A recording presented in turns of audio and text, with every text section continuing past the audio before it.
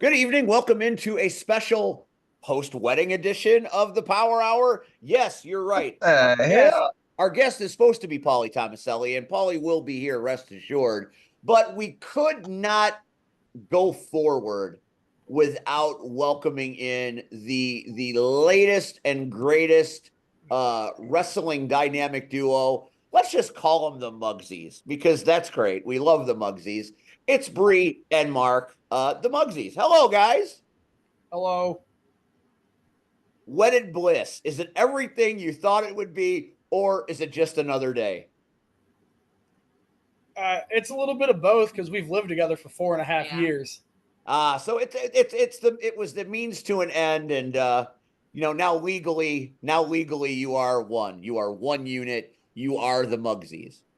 I think it reignited a little bit more lovey-doveyness. Yeah. Considering it's been not stagnant, but I don't want to say. You know what? That's to be. Don't say stagnant. Don't say stagnant. That's a bad word. Stagnant has a way of becoming pond scum on top of a lake. Do not do stagnant. Obviously, this is the Power Hour. I'm Steve. Of course, joining me as always is one half of my partnership. It is the urban sensation C Red. Hello, Red. And the rest of the Power Hour will kind of meander in as the evening goes on, as this tends to be the case. Rion Skills is out there Rioning. I mean, Rion was at the wedding on Saturday, and he was there. And then one moment later, he was gone, as if disappeared into thin air like the Wiz. So Rion could be still at the DoubleTree for all we know. We'd still be sitting out in the back lounge area. And then, of course, Cactus Rack was at the wedding with us, and she'll have her thoughts on it as she had a lot of wine. So I'm actually interested to hear how much she recalls from the evening. It'll be interesting. And plus, she went to Riot Fest on Sunday, so she saw little NWA. She's going to report on that. So we'll get her when she joins us a little bit later on.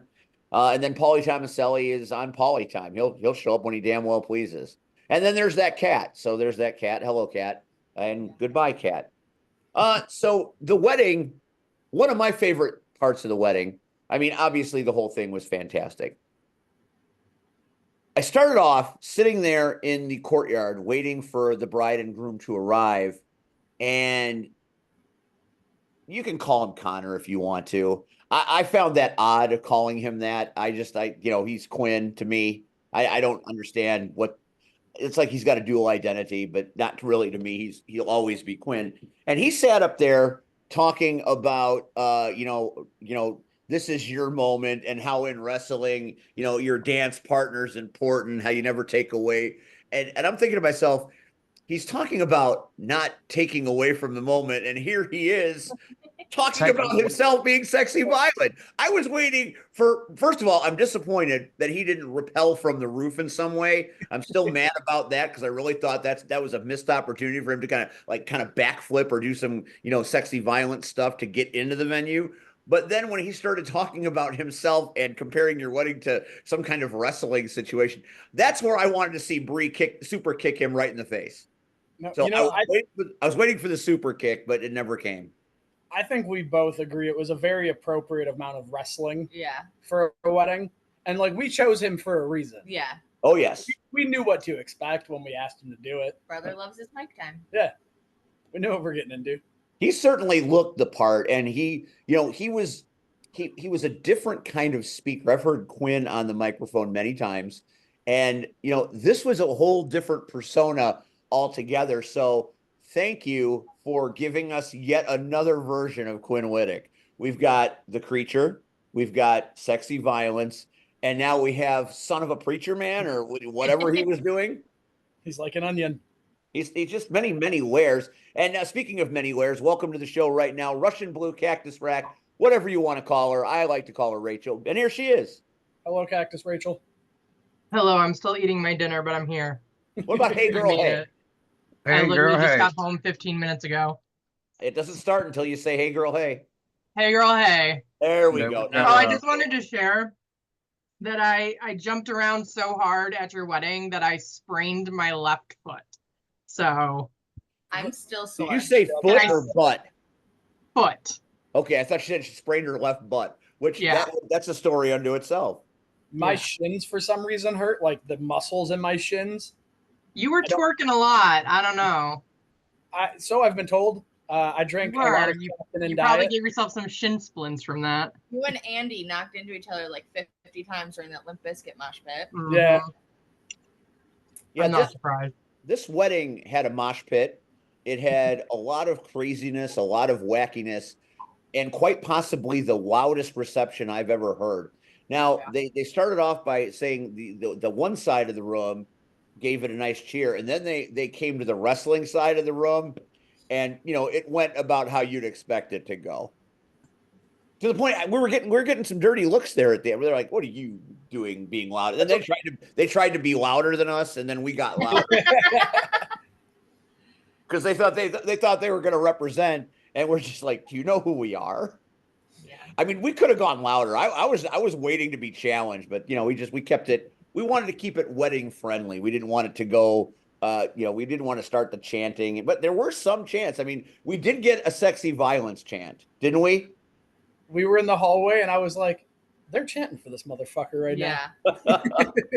The popularity of Quinn Whittick is legendary now, even on the wedding circuit, because now I imagine people will have seen that and want him to do other ones. So you may have created a monster. I'm all for it. He made me cry so hard I lost a contact. So Yeah, there were some tears, and I thought, I really enjoyed. Were those your sisters, your bridesmaids? I thought I heard. yep. There was a lot of emotion there. I mean, I was watching you, waiting for you to cry, and you never broke. Were you trying to be? Oh. Were you a mess You inside? see her face to face like I did. There was fucking snot bubbles and shit. Thank you. I mean, they were hardcore. I mean, I was even getting a little emotional. I'm going, man, this is. It's a deep dive into Bree. I mean, we know Bree from her association with you, but now Bree's got people. She's got family. She's this whole other thing now. Actually, she may be more entertaining than you, Muggs.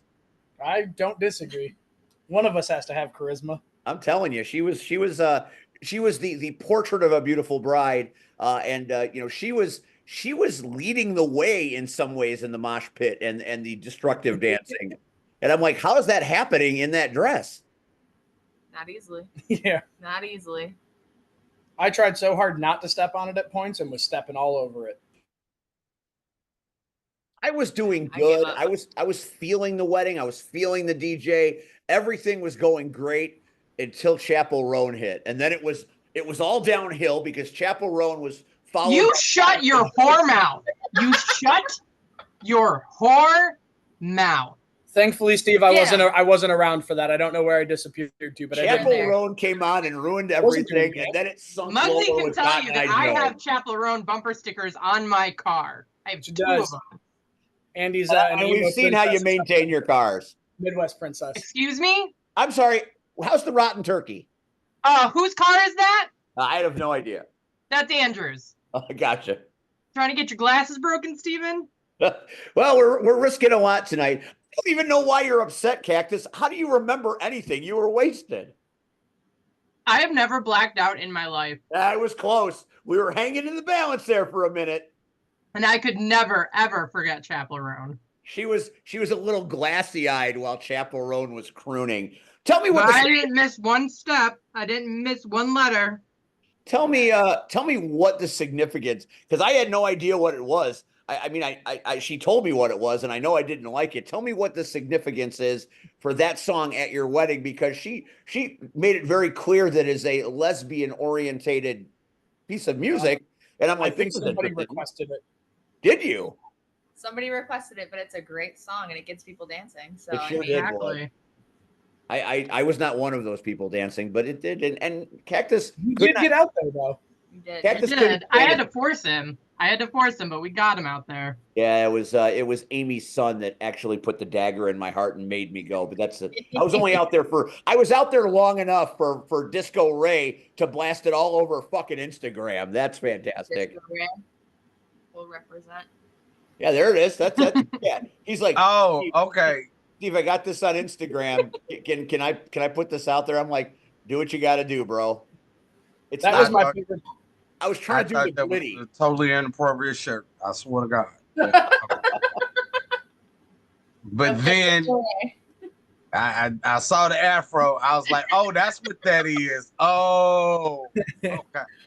All right. Well, let me just say, I already, love you guys, but you, Mark, you know more what's going on. So unfortunately, things have not gotten any better. So we couldn't. But when I see you guys, but I love you guys regardless. Um, Love you. if I can give one piece of advice, Oh, here we go. keep it between y'all. Regardless to what else happens, That's good. keep it between y'all. That's solid. Because there are people that were there Saturday. They were there. They were dancing and I wish I could have boogieing and seen that. That would have been good. they were doing all of that. And they want you to fail. There are people that as soon as they left plotting, they were there. I don't Keep think it between y'all. Jack was plotting right after the show. I mean, Dude, it might have been a car ride home. I'm dude, gonna I'm telling you. I'm going to, what's the word? I'm gonna, piggyback on that. Y'all, you know what happened to me. So yes, keep it between you.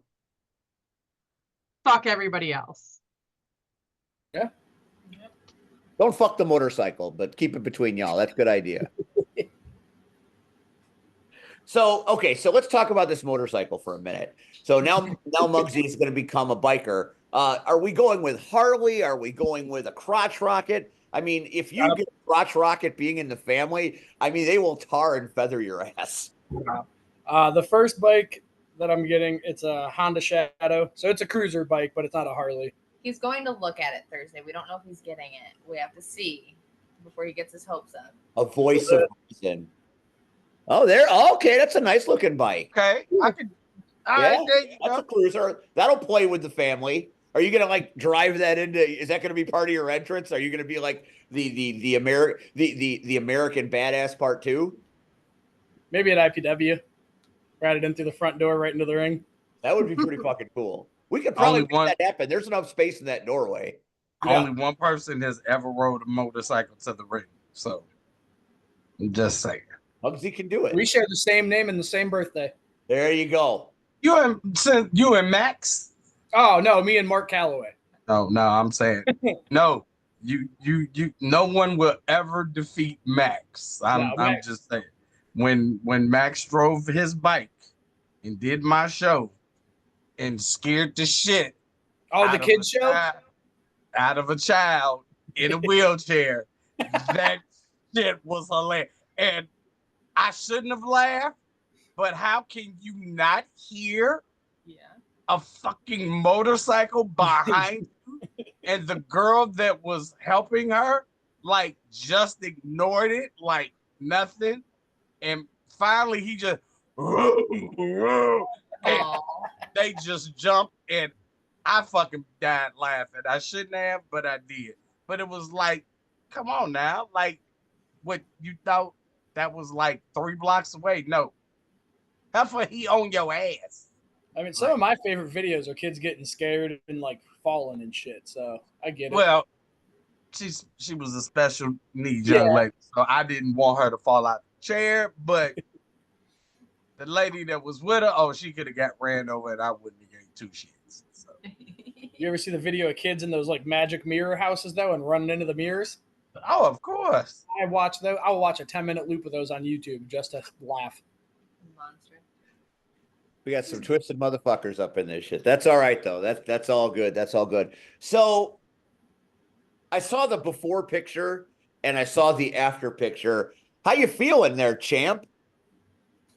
Honestly, so when we go out to the bar, I have a tendency to like get drunk before all of our friends show up because we're old and like to go to the bar at like 7:30, 8 o'clock at night. And then by the time our friends get there, I've been drinking for 2 hours.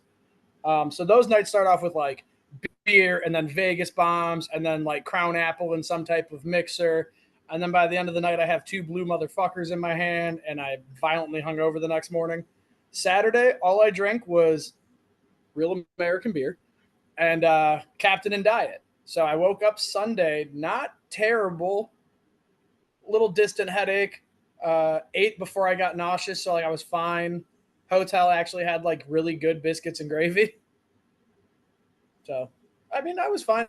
My body was just sore. My neck was sore. Because I remember there was a lot of and yeah, my neck was cranked to the side. When you were laying on the floor. Oh yeah. So the after picture was taken. I had said something along the lines of, "I'm going upstairs to shower," and in my head I said, "I'm going upstairs to shower." Wink, wink.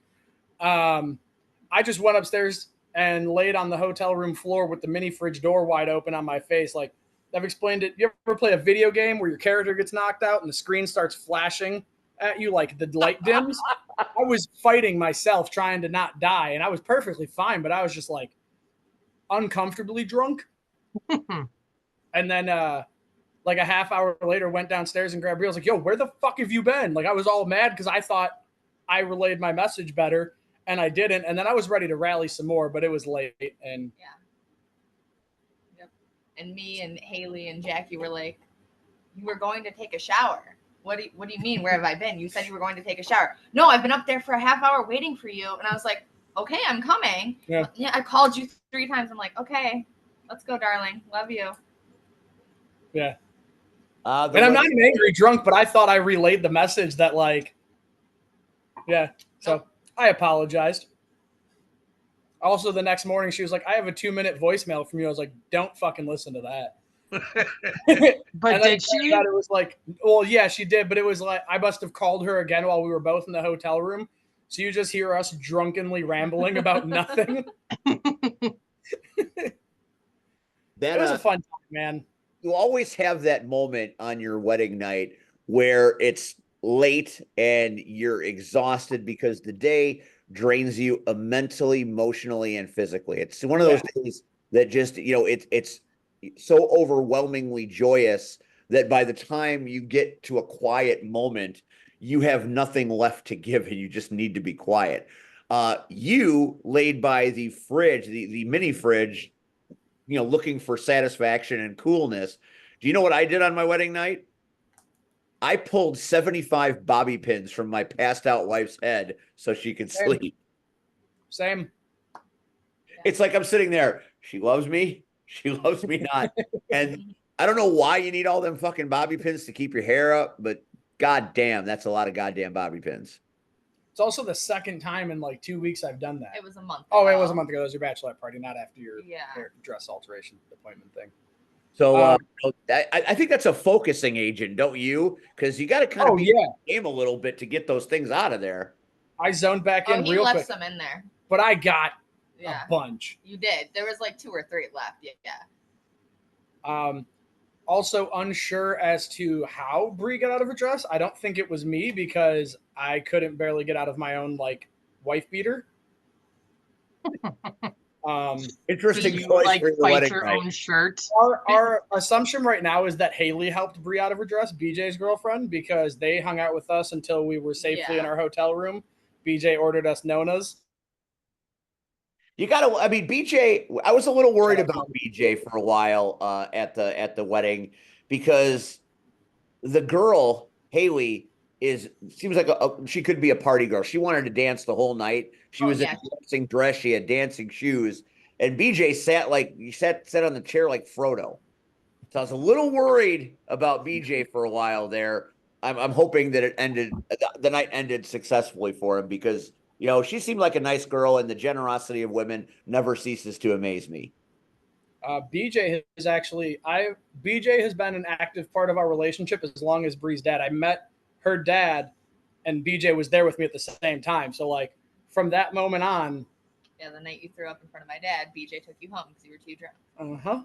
The first night you met him. Yep. That's the role of a good referee. You know what, though? It was Oakfest. It was the 5th of July, and there was a Metallica cover band that fucking sucked. But it was dollar PBRs, and I was drinking Bud Light Limes all day. And then Brie and her family showed up like 2.5 hours later. So You know. You don't have to explain to me, Mugsy. I too have thrown up at a various fests listening to a shitty cover band. So there are some stories out there about me barking at the moon, but we're not going to get into that right now. I also got asked to leave by the police that night, which is a proud accomplishment of mine. These things happen. So now that you've had a chance to kind of sit back, was the wedding ceremony and the spectacle everything you hoped that it would be? Because I know after a wedding is over and you've done all the planning and you've gone to all the trouble, you pick the DJ, the videographer, all the stuff you have to do getting ready for that moment. Was it what you hoped it would be? Yeah, Absolutely. I've said my only regrets currently are when I got to the altar, I didn't take a second to turn around and appreciate everybody that was there, because it seemed like everybody who was at the reception was at the ceremony as well. Yeah, you were packed. You had standing room only at the ceremony, which never happens. So I wish I could have emotionally turned around and taken the second to appreciate that, but I was focused on not choking over my own words and tearing up at the altar. Yeah. And then, so my mom and my stepdad are divorced now, and I wish I would have taken a picture with my stepdad when we were doing family pictures, and I didn't. I was thinking about so many other things and thinking of the order. I had 4 brothers stand up in the wedding, so I had to have all of them, and there was a lot to think about. But other than that, man, everybody had a good time and danced like nobody was watching, whether they sucked or they were good at dancing. Everybody drank, which is great. It was an open bar. I didn't want anybody leaving there sober, children included. The children there were 2 years old tops, so I mean, I don't know if that's the children he's referring to. Yeah, that's fair. Which fair. They drank. They drank. Oh, they drank. There In is fact, we're suing Anheuser-Busch for what it did to Kid Lat. Yeah, that Hey, wasn't. no naming names. No naming names. I didn't name his name. I named his gimmick. Josef Wino. Yeah, wino and We found out what his kryptonite is. Let's put it that way. Yes. But man, those two were one of the few things I took on my phone, whether it was a picture or a video, was a video of those two dancing. I love them. I'm so glad we made them a part of the wedding. And the best part is, before everything started, these 2 sweet little boys come to my little dressing room and are like, "Hey, Bree, hey, what do you want us to do?" All nervous and shit. And then that's what we end up with at the end of the night. Also, Red, so I forgot to even think about a pillow or anything for the wedding rings. They were in a Right. So the Kid Lat and Adonis come walking down the altar, each holding a side of the ring box, sideways shuffling down the aisle. They were the ring bearers. Yeah, they were the ring bearers. Thunder and lightning were the ring bearers. That was a magic moment indeed. And then they asked us what they should wear, and I was like, just want you guys to match. And they're like, all right, cool, we're gonna wear the same outfit and then have Adonis blue and Kid Lat yellow ties. It was perfect. So it was essentially what I wanted. they were if you have Clark Kent happening to hide their secret identities, that's exactly what they did. Superman always wore a red tie with a blue suit, so Kid Lat, blue suit with a yellow tie, Adonis. Yeah, so you're telling me I was Clark Kent on Saturday? You might have been Clark Kent. I don't know. It's hard. You might have been Clark Kent for all I know. The dancing was fun watching wrestlers dance, because you see them do crazy things in the ring all the time. But watching the likes of Shaq and Ewok, we were calling Shaq Shaquille because he didn't want to be known as Shaq that night. It was Shaquille that night. So Shaquille danced pretty hard. He did the gritty an awful lot. That's when I tried to match him, which is now on Instagram, unfortunately. But Ewok dancing was an interesting thing, and he's see that. He's the beat master, and man, he was doing his beat master thing. You missed the best dancer then. Yeah. Apparently, Ewok's just an all-around. No. The best dancer was not Shaq or Ewok. The best dancer was on the other side of the room. It was a woman with long black hair and a black velvet dress on. And she was doing every single nerdy, stereotypical, geeky dance move from the 90s ever. And she did them all in a routine. Huh. She was Mike and Iking across the floor and everything. And she caught the fancy of a lumberjack. Well, she's definitely there with one of their friends. So that was an epic moment. She have tattoos? Yes. Like she did the sprinkler, she did the shopping cart. Like I said, the Mike and Ike was what caught my attention. Or Maddie. I think she even did the buying groceries. Yeah, the shopping cart. Yeah. Is that what they call it? I know they called it the shopping cart. Speaking of doing the shopping cart, we welcome now Rion Skills, the real deal. The man that has a title shot at Rocket Pro Wrestling in October at Darkness Falls. Hello, Rion. What's up? Howdy. Rion, we're talking about our experiences at marketing. Yeah, where did you go? Yeah, you vanished. Like you got up and fled.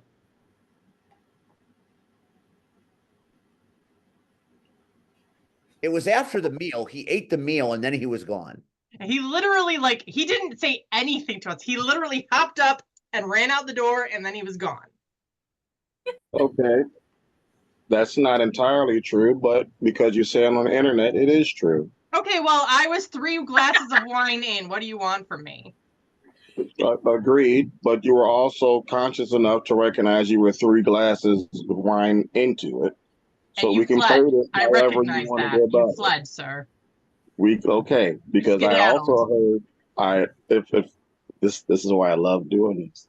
I do know that at a certain point,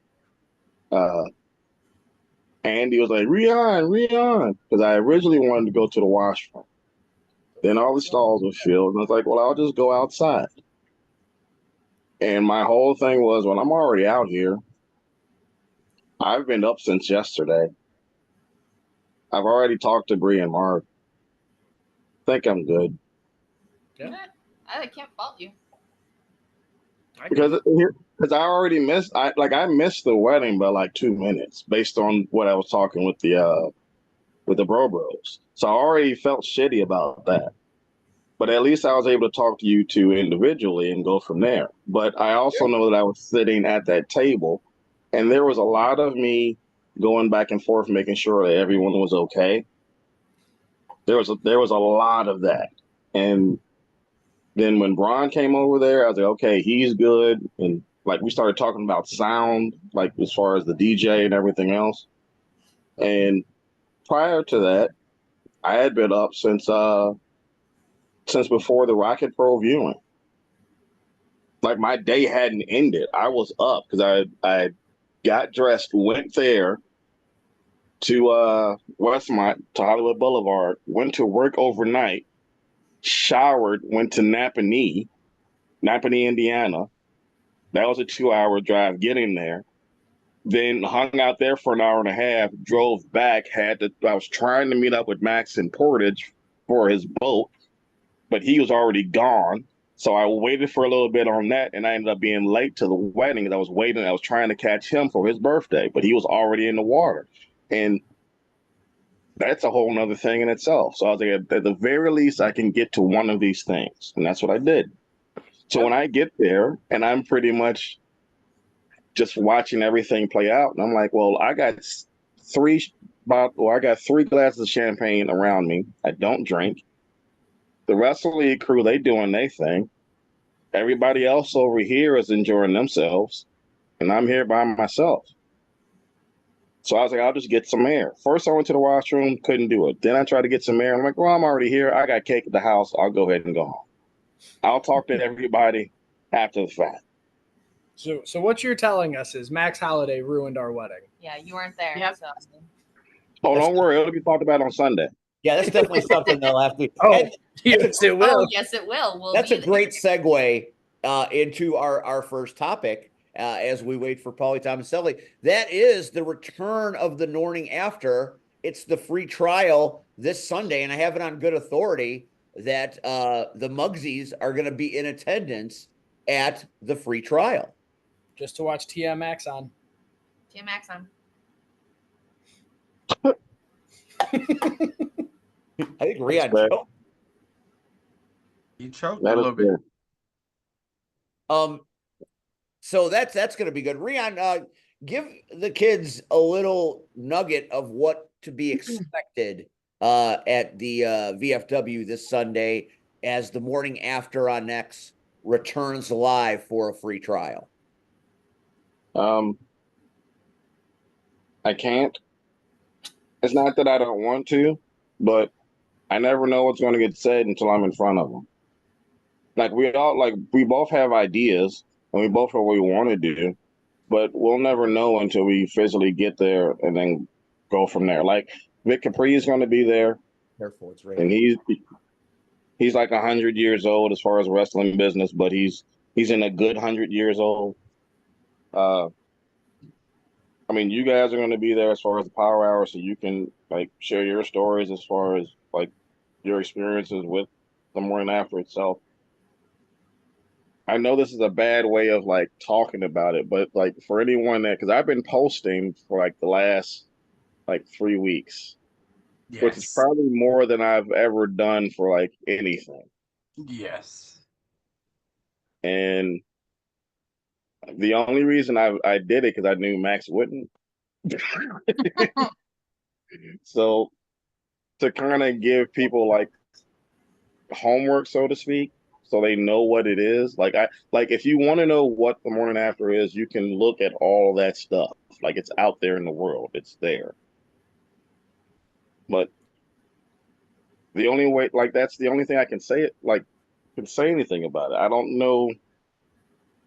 I honestly don't know how we're going to handle it. I have multiple ideas as far as what we are going to do in the future, but as far as that day, it's just going to be myself and Max talking to Vic and Pre, and then going from there as far as who wants questions asked. And I wish I had more, but I can't. I can't sell this good enough. I'm sorry, because I honestly don't know. Like if you watched it, you understand. Well, I'm pretty sold. Yeah, you're certainly going to have a lot of moving parts, which is always good. And you know, the spirit of the morning after was, you know, two friends talking about wrestling the morning after a show. So you know, this is kind of an extension of it. So that kind of speaks for itself. And all the stuff you've shared, you know, people have gotten a feel for the episode. So just in front of a live audience. So that'll be pretty cool. Is this something that you're going to do the rest of the way? Are you guys going to do it in front of a live audience every time you do it? No, because that would be expensive. What's Vic Capri's going rate for podcasts? I'm not even talking about Vic Capri. I'm talking about like having a building on standby. Oh, gotcha. Well, you're friends with the VFW. I'm sure they're cutting you a break. Plus, I'm pretty sure I still pay them money. Oh, I mean, I just had to replace a couple walls not too long ago, but that's a whole nother conversation in itself. Motivation Mike is Mia culpating the shit out of that one. He's very, very conscious of what's gone down there, which is fun. What's the start time? It's 2:00, right? Is that when it starts? Are doors at 1, showtime 2? How's that going to work? As far as I know, it's going to start at 2, no matter what, if you show up there or not. He didn't put anything as far as doors opening at that time. I'm just assuming that doors will be open around 1, just to see. But this also is a free event, so people are going to end up showing there whenever they show up. Like that's the way that we're reviewing it. Like the only way I can explain it right now is that this is literally an experiment to see, one, if anyone even cares about what's going on, because I know that he wants to get back into the podcasting element, but he also doesn't want to do the same thing that's been done before, simply because like there's a lot of people doing it right now. There wasn't a lot of people doing it before, and there's a lot of podcasts out there. Yeah, there are some ones out there that, you know, there's a lot of there's a logjam of podcasts about wrestling. That much is true. So it's Sunday. Go ahead. They had like a full production live stream on Facebook that I don't think anybody was doing at the time either. They were innovative, and like I said, you know, I've said it many times on this show, and I'll say it again on Sunday. You know, a lot of why and what we do here is based on what they did then.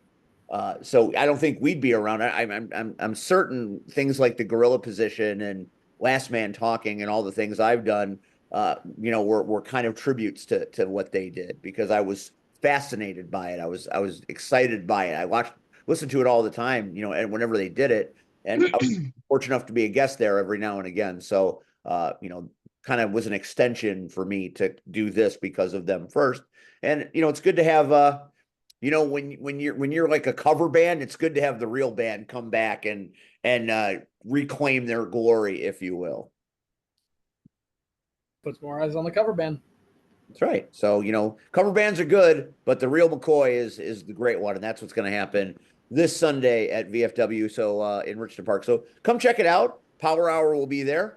Myself, C Red, and Cactus Rack will all be in attendance, doing our various things to help everybody enjoy and appreciate the morning after and what it stands for. So don't miss it. And the Mugsys will be there. So the Newlyweds will be rocking maybe a motorcycle in the building. You just never know. You never know what's going to happen. Might have to take 2 vehicles. I'm not riding around the back of it for a while. Fun fact: never rode a motorcycle before. A real motorcycle. Oh well, then this rode is mini bikes and stuff, but this is a whole thing then. So it's a whole lifestyle. But like, I can move a manual box truck, a 26-foot manual box truck. I think riding a motorcycle shouldn't be that much more difficult. It's fair. You never know though. Anything new is it presents new challenges, and right now you want to play it safe. You don't want to damage the wife, for 1 weekend. Yeah. All right, so that's happening this Sunday. Cactus Rack, you've got the graphic up, so let's talk a little bit about the knockouts. The playoffs start this Saturday night in Homewood. Take us through your comic book crushers taking on the punk rock punishers. Yeah, so Saturday is the first of the playoffs. It's the 28th, October 19th, and November 16th. This Saturday is the Crushers versus the Punishers. I'm sure we can all, expect the Crushers to do what they always do and crush. So I'm not too concerned. The majority of us have been working together as a team for a long time. So if it ain't broke, don't fix it. I know I wouldn't want to go up against Euro or Like a Boss, so you might have your hands full, Crushers. Been there, done that. Well, it's a whole new ball game, and the Crushers come in with the expectation they're going to win, and sometimes the underdogs take that as motivation. How is it a whole new ball game? The Punishers are tough.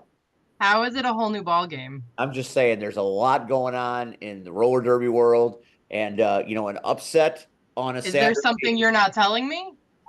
Listen, I don't know anything. I'm not part of the Discord empire. I'm just a guy that calls the matches. Or you're just making conjectures now? I'm speculating that I don't think the Punishers are coming in there to lose.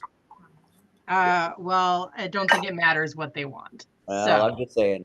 Anytime you got Euro and Like a Boss leading away, you better stand back. Are you going to be sitting on the purple side on Saturday? Because that's what it sounds like to me. I'm not even going to be there, so I'm just. Yeah, maybe that's why you're running your mouth. I'm not running my mouth. You're running your mouth. You made it sound like you are writing a check that your ass can't cash. That's what you're doing right now. No, this is being mistaken. Steve, okay, Steve, here we go. Steve, yes, Lord.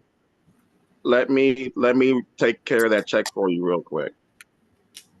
So, what I think Steve is trying to say is, after looking at stuff online, as well as hearing through the grapevine as far as stuff on the other side of the Punishers, the one thing that he was, or at least what we've heard together collectively, as far as there's a strong possibility that like a Boss may be instrumental as far as what takes place in this bout, simply because of how she's been able to practice on her leg, which was broken this time last year. She wasn't around this time.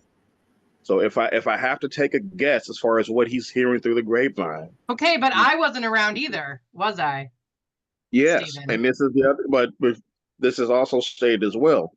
You were also hurt in the aspect, and you can also play collectively, right? Are you actually jamming, or are you blocking? I am blocking.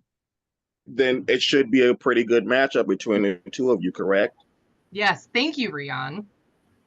then I'm assuming that's what Steve is hearing through the grapevine as far as going back and forth between players. And maybe that's just what one Rion should have, maybe Rion, that is what Steven should have said. My grapevine is rotten, apparently. It is. I have no it is grape. rotten. I have no. And beyond that, we are now offering season passes. You can now get season passes for premier VIP seating for a lower cost than paying for tickets every time you show up. It's like buying season tickets at Soldier Field. You get a value for buying the You get bottle service from Rabid Brewing. Bottle service, Red. Yes. That's Red in the VIP room right there. First of all, please don't put the Chicago Knockouts and the Chicago Bears in the same. Please don't do that, please. That's a disgrace to the Knockouts. That's fair. I'm not gonna lie. Although we'll talk about this a little later on too.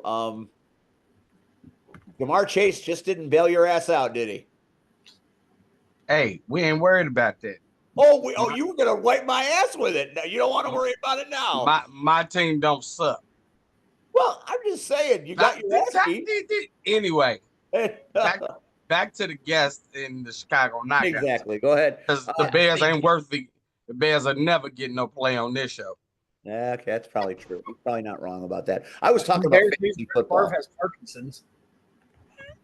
What? Wrong, Mugsy. You're not wrong. What I am going to say, though, is that the knockouts as a whole have gotten to the point where we're a little too big for our space. Uh-oh. By that, I mean the spills are bigger, the hits are harder, there's going to be a lot of pileups, a lot of collisions, and if you sit on the track, you could have one of those collisions land in your lap. If you're into that kind of thing. If you're into that. Hey. And the knockouts have the worst fight refs ever, so you could have a fight. That is true. No, Absolutely you're useless. Right. They should get rid of me. They should fire me as soon as they get the chance. They should get another. If I had the power, Rion, you'd be gone. Oh, you know how many times I've heard that from the knockouts? I'm not sure why I'm still here. I don't understand it. Because the bros are unreliable. And you can't leave it all on Andy. Amen. Yeah, you can. Yeah, you can. Because one thing that I learned from last bout, Andy can take a punch. I can't. That's fair. That's fair. So that is this Saturday, the knockouts. And then obviously in October, the knockouts return for the second of the playoff bouts, and the knockouts minors are happening in October. I will be there for knockouts minors is, I believe, the beginning of November. Is it November 2nd? November 2nd. That's right. So it's in November. So there's an October bout for the Premier League. And if you did not go to September's minors bout, you missed the debut of Hazel's new character. Hazel is now Mothra. That's right, yeah. Mothra. I saw the picture. She looks fantastic. I look forward to seeing Mothra live in November. It'll be great. So big things happening for the knockouts, and that bank track is still hanging out there in space. So please come buy tickets and help us get space for the bank track. Yes. Yes, indeed. Yes, indeed. I will not be at the knockouts this Saturday because it's WrestleMania for Frontline Pro as a Night for Tyler 7 is occurring. And now I'm not talking to Mark anymore. I'm talking to Filthy Mugsy. Are you coming tonight for Tyler?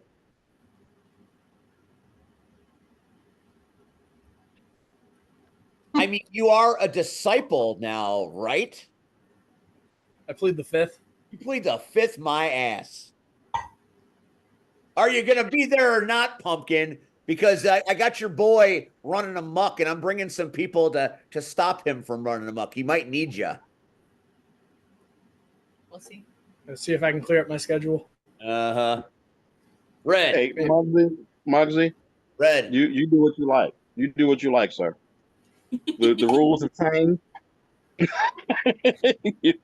Red. Remember the creator came first on of all, your mouth? First of all, he can't do what he like no more. He has somebody he has to. I know what I said. You know what I said.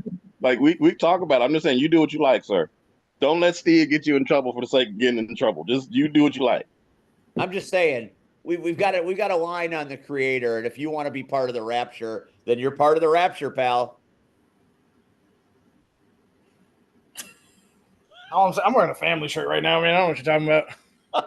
Mugsy's being very quiet indeed. That's okay. We got a lot happening at Frontline Pro. A lot of great matches. A lot of new faces or old faces returning to Bakerville. Now I just had him. Where did he go?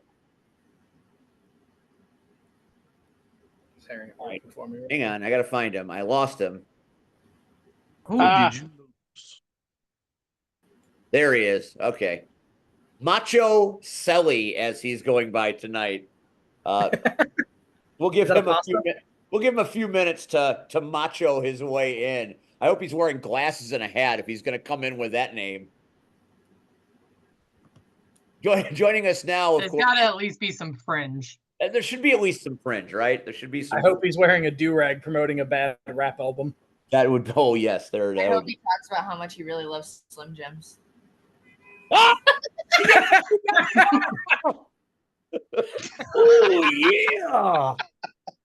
yeah. Part of my Halloween costume came in today, so Machoselli, huh? dig it. So it's your show. Thanks for coming. We appreciate having you here. We've got the Newlyweds joining us tonight because they got married, and we're just giving them the run of the show. We're just letting it. That's cool. Congratulations, guys, on your marriage. Now get the fuck off my show. So and that really happened. That's real. Yeah. Yeah.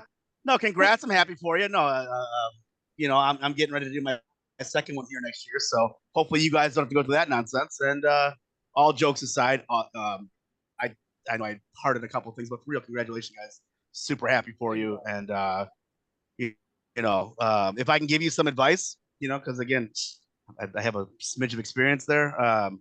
Never stop dating one another, because remember how much you liked each other when you first started dating, and if you can keep that, you guys will be fine for the rest of your lives. My parents have been married 45 years now, and that's the one thing my dad told me is never stop dating your person, because as soon as you stop dating, it's over, it's done. So yeah, 45 years, I think he's got a little bit of experience. You know what I mean? You got a bout of that kind of expertise indeed. So this is kind of, I thought would make an interesting conversation. So Mugsy and Bree, they just tied their knot, and you are in the process of tying the knot. Maybe they can give you some advice. I don't know. I mean, they just did it all, and they did it well. Well, we already have the venue, we have the photographer, we have the food picked out.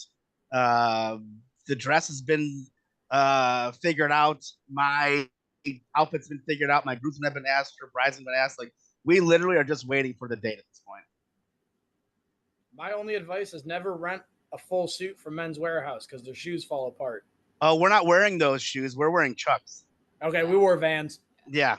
Same shit. So we're doing Chucks that day. So I love Chuck Taylor shoes.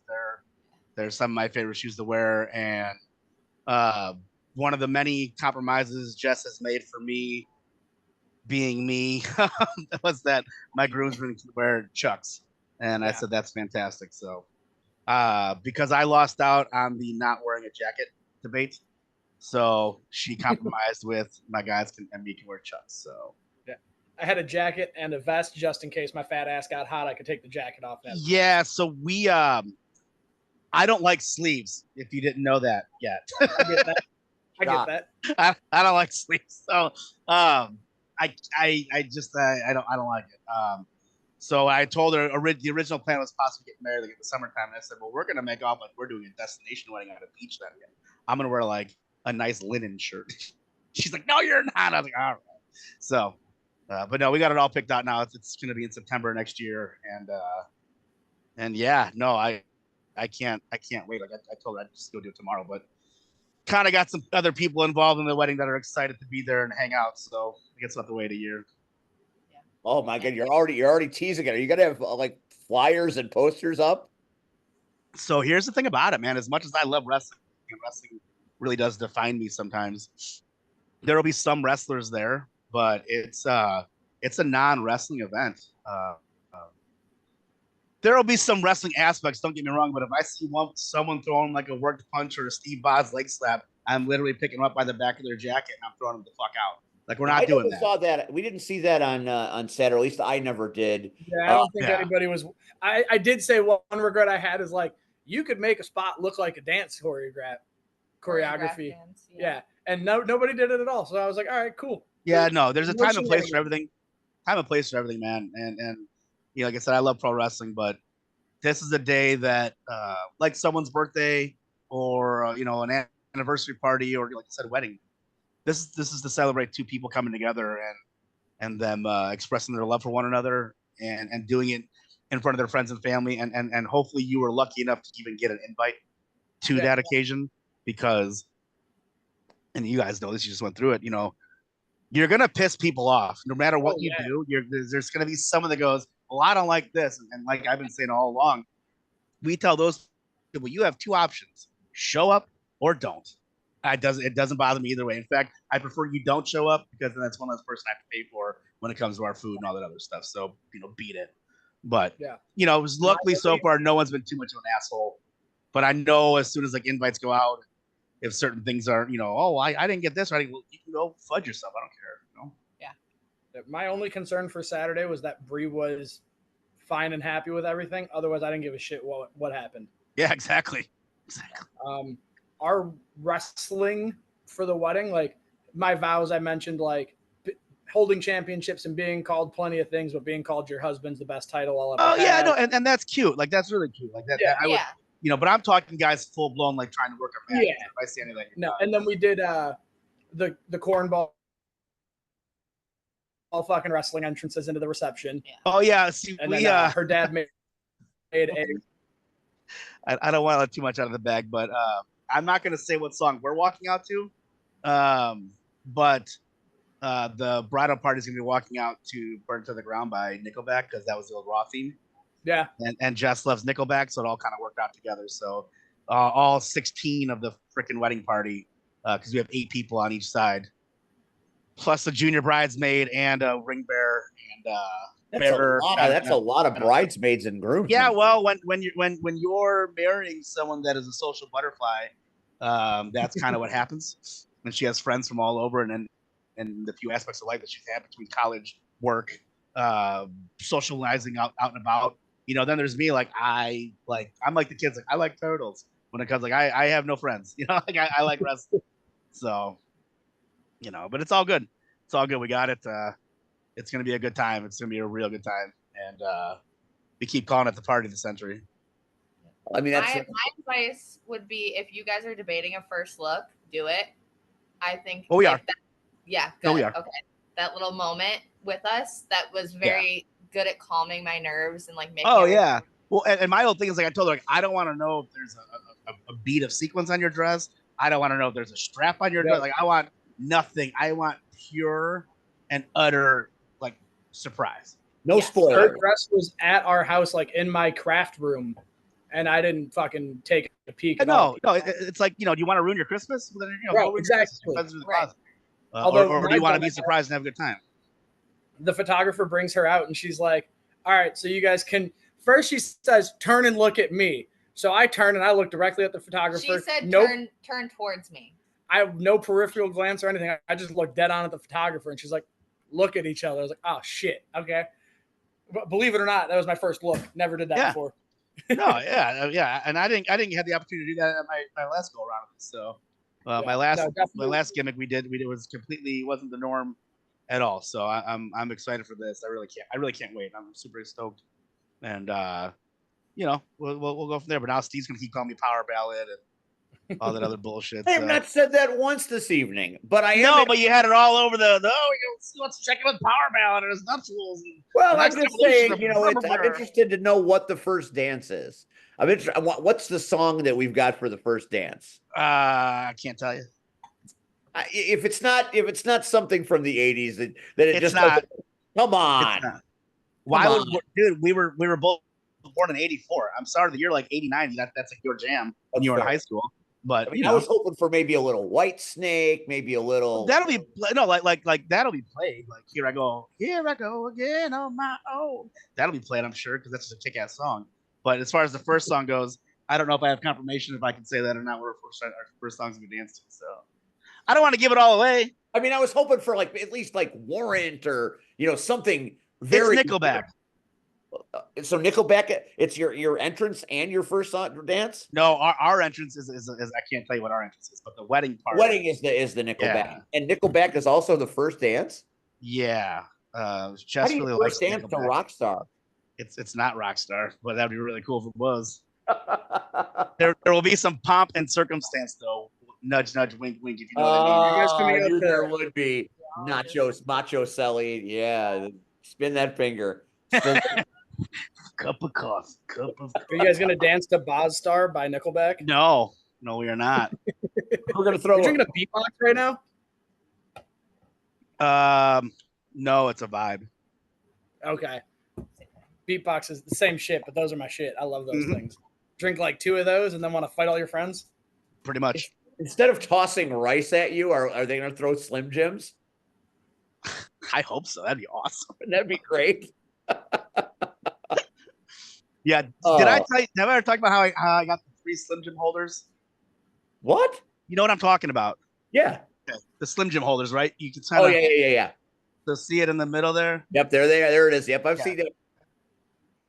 So I actually have all 3 that they came out with of those. And like, did you like steal them or were you gifted them? I was just gonna say I didn't have to even steal them.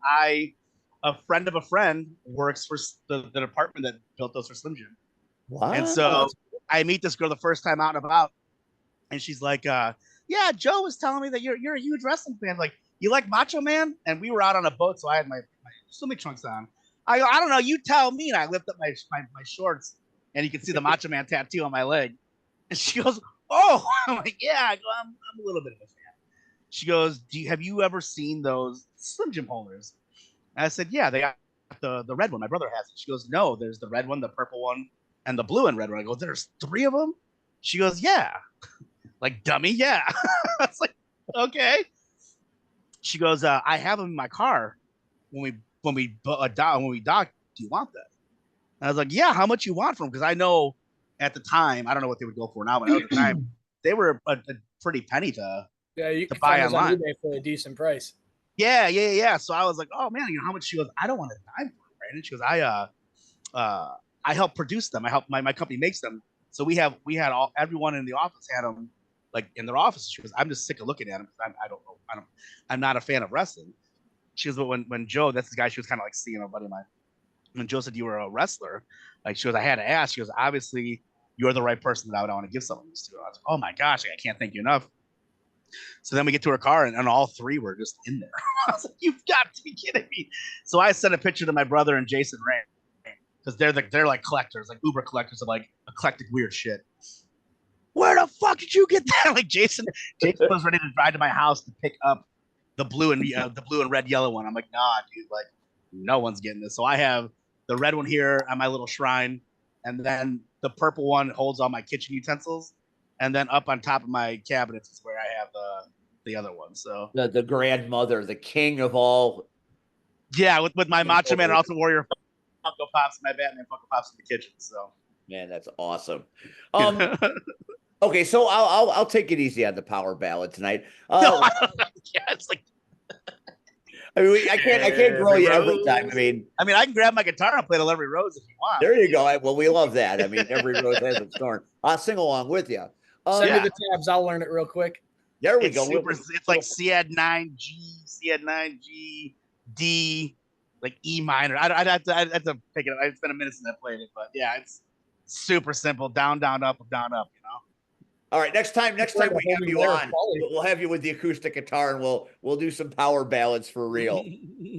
Nobody wants to see that. I mean, I want to see you play. He's going to get it. It's like, no, it's literally it's right here. It's sitting right next to my gimmick. I thought he was going to start playing. No, Pauly Thomaselli acoustic. You got to tune it up, warm up the throat. no net live. You know what I mean? Yeah, Coming at you. What about wrestling these days? What are you doing? I know you just had that big outdoor know. show not too long ago. Where are you working and what are you doing? Right now, I'm mainly working for Powell, and then anyone else still heavy. But then All Heel Wrestling's starting back up. They're finally going to start running shows again, so that's a good thing. Although one of my worst matches ever that I ever had in my career, 20 plus years, was at All Heel Wrestling. So I'm excited for them. I'm excited for them to be. Yeah.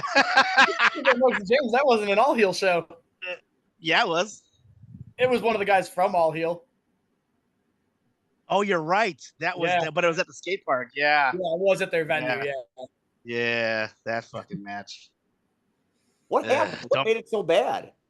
Some idiot missed a spot and forgot it and almost killed Pauly. After being so excited to wrestle him, was like, "No, I'm good." And I didn't know. Like, I was excited to work with you and stuff, but like I didn't know there was like the backstory until we were sitting back on those two little chairs in the hallway by ourselves. Yeah. That I realized you had been around all those guys. That like I was like, holy shit! Like I didn't realize you were with the Elite crew. You know, like I didn't know that was. Look at Rion's picture right now. It's at our wedding. It's Braun, Bree, me, and Venom. No, Rion changed the picture. That was, he's HW. Give me a second. I got it. I'm just glad Rion's here. The last time I was on, he wasn't around. He was too good for the show. Well, he's got that big reboot of The Morning After coming up. So his time on the Power Hour, so what's up with that? Like The Morning After, because there's another Morning After gimmick that isn't always the most popular thing in the world. So what's this Morning After business? Oh, that's the podcast that inspired this. I mean, I don't think I would be doing this. Oh, that you did that with Max, right? Yeah. Yeah. Oh, Max. I like that guy. And now they're back, and it's live. It's live in Richmond Park this Sunday, The Return, and it's in front of a live studio audience. So it should be nice. Cool. There's the picture. Oh yeah, I can see this a little thumbnail of it because it's he's not talking, so he's not popping up on the screen. So right. That is that's Braun the Lumberjack. Hold on. Does that help? Steve, shut up. Does this help? Pauly? Is that Venom? Yeah. Yeah. Oh shit! Okay. All right, sweet. All right, now you can go back. They love each other. They bonded over Halsey, and it was. That's awesome. That's all it took, a little Halsey, huh? At least it wasn't Chapel Roan. That would have been depressing for me. Chapel Roan. Shut up. If I hear any more Chapel Roan slander, we're gonna fist. I don't know what Chapel Roan is. It's a dumpster fire of pop music. Excuse me? I'm sorry, it's great. Like you're literally trying to get this. So they're like Breaking Benjamin. No, not at all. It's like Breaking Bad. They're all on crack. Steven. Never saw that show. No, I make a joke. You don't need to. Just listen to Chapel Roan. It's all you need. I'm okay. It sounds shitty anyways. It's like if the Macarena and ska were put in a blender and there's a little punk overtone. That's what Chapel Roan sounds. And Shitty Stevie Nicks. Honestly, that's not a bad description, Steve. That sounds terrible. I mean, if you put that sounds like Nubby being in the ring wrestling. We're gonna talk about Nubby in a minute. I'm gonna go full Iron Sheik. No, we don't Hawk 2 on this show. We're not doing that. We're not. The original Hawk 2 is the Iron Sheik. It is indeed with that whore. That you know. Put on that thing for gimmick infringement. Mm-hmm. Yeah, I thought it was Chapel Roan, not Chapel Road. Is it Chapel Road? No, it's that's like that one. That's like that one down to Render Road. Stupid country bullshit song. I don't think that's right. I mean, it would be funny if it was, but I don't think it. Imagine if Stevie Nicks made me laugh. I did laugh. Made me laugh. I thought it was funny. If you could put Stevie Nicks and have Stevie Nicks covered by the Chipettes, that's kind of what Chapel Roan sounds like. It's not, but keep going. I mean, it kind of is. I mean, then give me a better. It's really not. So pissed right now. Better description then. I'm all ears. Industry plant, soft rock pop. Not industry plants. No. It's maybe like listen to the whole album and then try to have this conversation with Hazel and see what happens to you. Right. I'm actually more afraid of her than I am of you, to be honest. But that's neither here nor there. Mhm. If you know, Chappell Roan is made by music executives. They're like, all right, what? No, actually not. It's like this. They're up in Moving there. on now. Moving on. Steve. Moving on. You're digging a hole, brother. You know what? Land your plane, bro. Land your plane. You know, I'd never land the plane. It always crashes and burns. That picture from Rion just kind of it caught my eye, and I was like, oh God. I think I don't. Rion, what is that? A picture of him and Nubby. So I have been accused by the Nub that he did not invoke you. But no, he really didn't. But he brought us up. He brought you up, and I'm like, oh, we haven't had Pauly on for a while. Right. And I messaged you immediately while we're you need ratings, so there you're like, oh. Well, I mean, we don't have any. We always let's get the superstar on. And I don't mean we got to bring Machoselli. Oh yeah, let me do this. So what Nubby? You train Nubby, so that's. I did not train Nubby. All. I had no hand in training Nubby. He said you trained him. So tell me what you taught him. So Turtle was Pauly's fault. Yeah. Got it. No.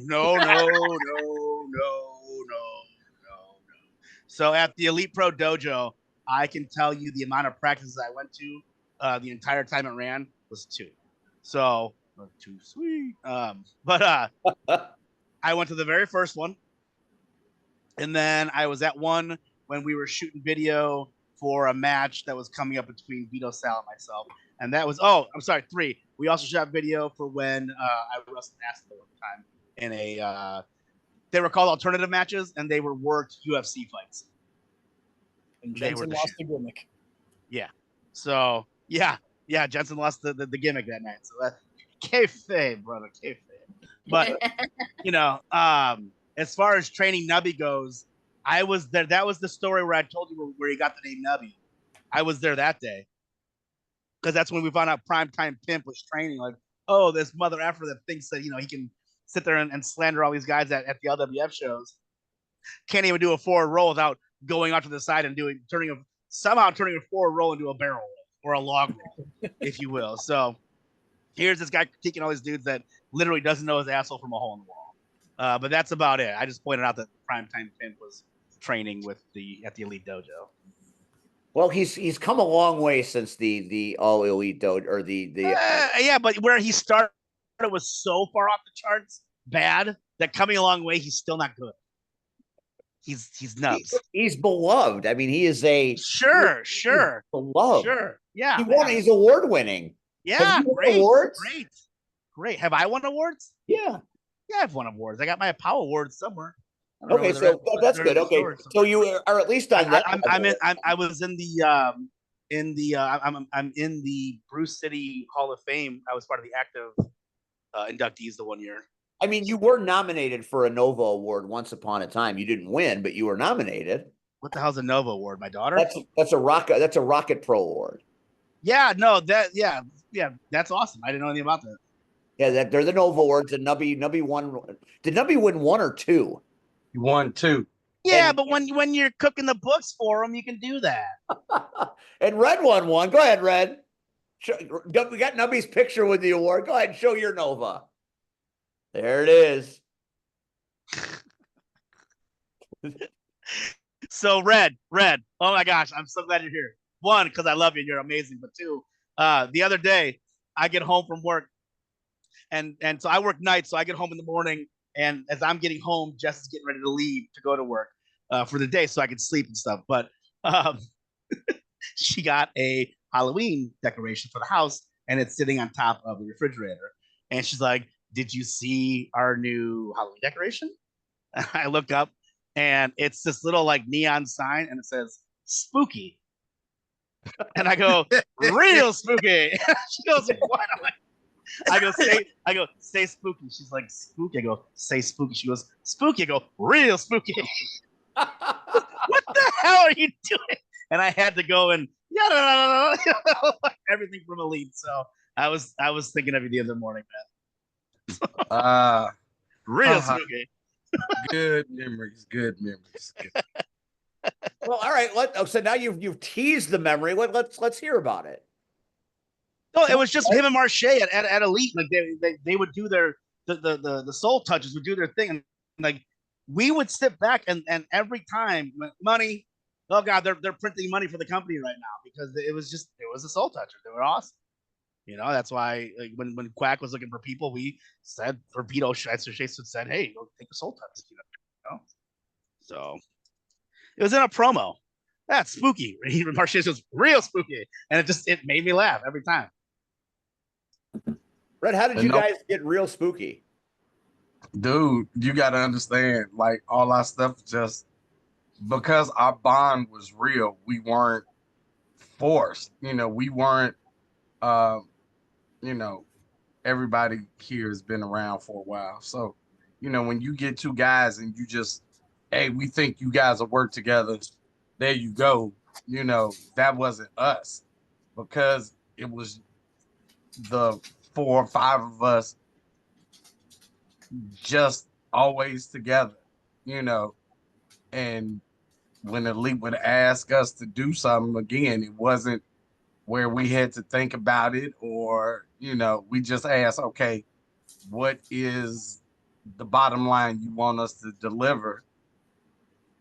They gave us free reign. So we just, so for Marche to come up and say, him and real spooky, it's like, that's just us. Like you cannot put us in any locker room and expect us not, like, you can't ask for us to be quiet or we're not those. It was like putting me, Ryan Cross, Jeff Luxon, Hardcore Craig, Dave Rydell, and Backwoods in a locker room together and not having us sit there going like, fuck you, you're kind of cool. Like we were the clique, and that was those guys. They were their own clique that they didn't have to go get crazy.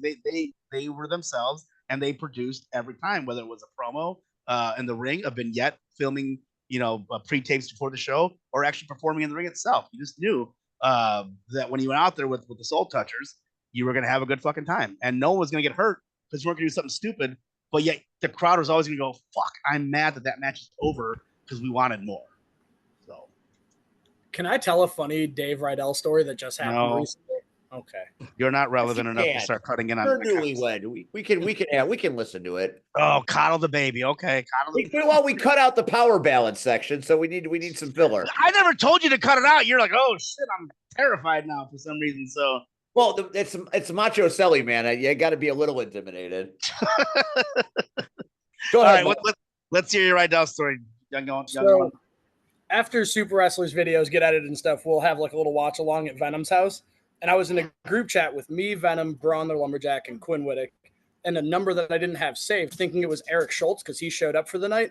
I texted at like 11 o'clock and start fucking with it. I sent it a meme that said like, it's better to come a shitload than to shit a cum load. And the number goes back, who is this? And I had just filmed a promo where I cocked a gun and then chugged Malort. So I sent the video of me cocking the gun, and the number says, I'm so confused. And I said, I'm not having fun with this anymore. Disregard all these messages or something. I get a call. At this point, I say, is it possible it's Rydell? And Mark goes, I don't know, maybe. And then I get a phone call at 11:30 from a very concerned Rydell asking me if I'm okay. And then I saw him at Super Wrestlers and he explained the whole thing and we had a good laugh about it. But yeah, now I have Dave Rydell's number and didn't mean to. Wow, that was an amazing story. It was fucking hilarious when it happened. I'm sure that wow, I'm gonna sleep so much better tonight knowing that event happened with you. That's fantastic. Or Mugsy. One day, Pauly, I'm gonna bully you. Yeah. I hope you do. It's not gonna happen. You can try all you want. I'm pretty much bulletproof like Ben McCoy when it comes to that stuff. So, you can try. Come on. Now you're talking about Ben McCoy. Mugsy's one of his Rapture proteges. Now that he's the creator, now Muggsy's one of the followers. He's one of the sheep. I got to politic a little bit harder to get Muggsy off that shit. So. Anyway, politics. He likes me for some reason. Why would you bring up Ben McCoy of all people? I like Ben McCoy. When are you going to come to Frontline? I don't know. Eventually, I gotta find time, dude. And then he's in Wisconsin, and that's like, I gotta drive up there, and I gotta, adults. Hey, I always bring a carload. So if you need to, we'll figure something out. I gotta get up there. We were talking about possibly doing October, but I can't do it that night on the 26th anyway. I got some shit going on. So Halloween's a hard time to get me to like be motivated to go wrestling. If I can go do like, Halloween party. And as you saw, I'm gonna let the cat out of the bag. I'm being Macho Man for Halloween this year. So, and Jess's Miss Elizabeth dress just came in with the full like arm length gloves and gimmicks. So we got full blown Macho and Elizabeth going on. So that's awesome. It's gonna be pretty freaking ridiculous. Your costumes are notoriously awesome. I mean, we've seen all of them. Road Warriors, Demolition, Ultimate Warrior. You do it good. I'm very fortunate to be pretty crafty when it comes to putting shit together and having a weird eye to go, well, that might not work somewhere else, but I'm going to make that work. Like the Road Warrior spikes for lug nuts for a semi truck. It's like, fuck it, let's just go do it. That was the idea I came up with. Like it's weird. Like I come up with, look at something, go, I could do that, or I could do that better. Let's go do this right now. It's just I'm weird like that. Always have been. What inspired you this Halloween to go down this road? I mean, I know you love the Macho Man; it's well documented. But let's just say 2024, this is the year for the Madman. So Jess and I were laying in bed talking one night, and occasionally, believe it or not, I will pull out a Macho Man voice. Look at the boots. First they macho, last they man. It's one of those things that I don't do it all the time, but I'll randomly pull out an oh yeah somewhere, or a cup of coffee, and so she was talking, and she's like, would you want to do that for Halloween? I was like, in full disclosure, my ex-wife and I did that one year, but we did NWO Macho and Elizabeth, and the only reason we did that is because I let her pick out the outfit. She liked the black dress Elizabeth was wearing. I'm like, they're not even married in this photo. We can't do this, Kayfabe! What's that? They were always married. How dare you? Not in the NWO. I know, but so and everyone knows that. I can't accept that. To me, they're so I was like, full disclosure, this happened. She's like, well, I think we can do it better. I said, let's look at some photos. So we just Googled Macho Man and Elizabeth, and this photo of them with Macho Man with this like pink cheetah skin tank top on with a pink zebra headband, and Miss Elizabeth wearing this pink sequin dress. She's like, I want to do this. I'm like, I want to marry you tomorrow. So I bought the glasses. I got a wig. I got the whole gimmick, man. It's gonna be hilarious. I hope you're gonna litter us with pictures. I didn't go with the cheetah, but I went with zebra because I have a pink zebra headband. So here's part of the zebra print for the outfits. So. I mean, when you're done using it that way, you could use it and you could do a Brutus the Barber beefcake gimmick.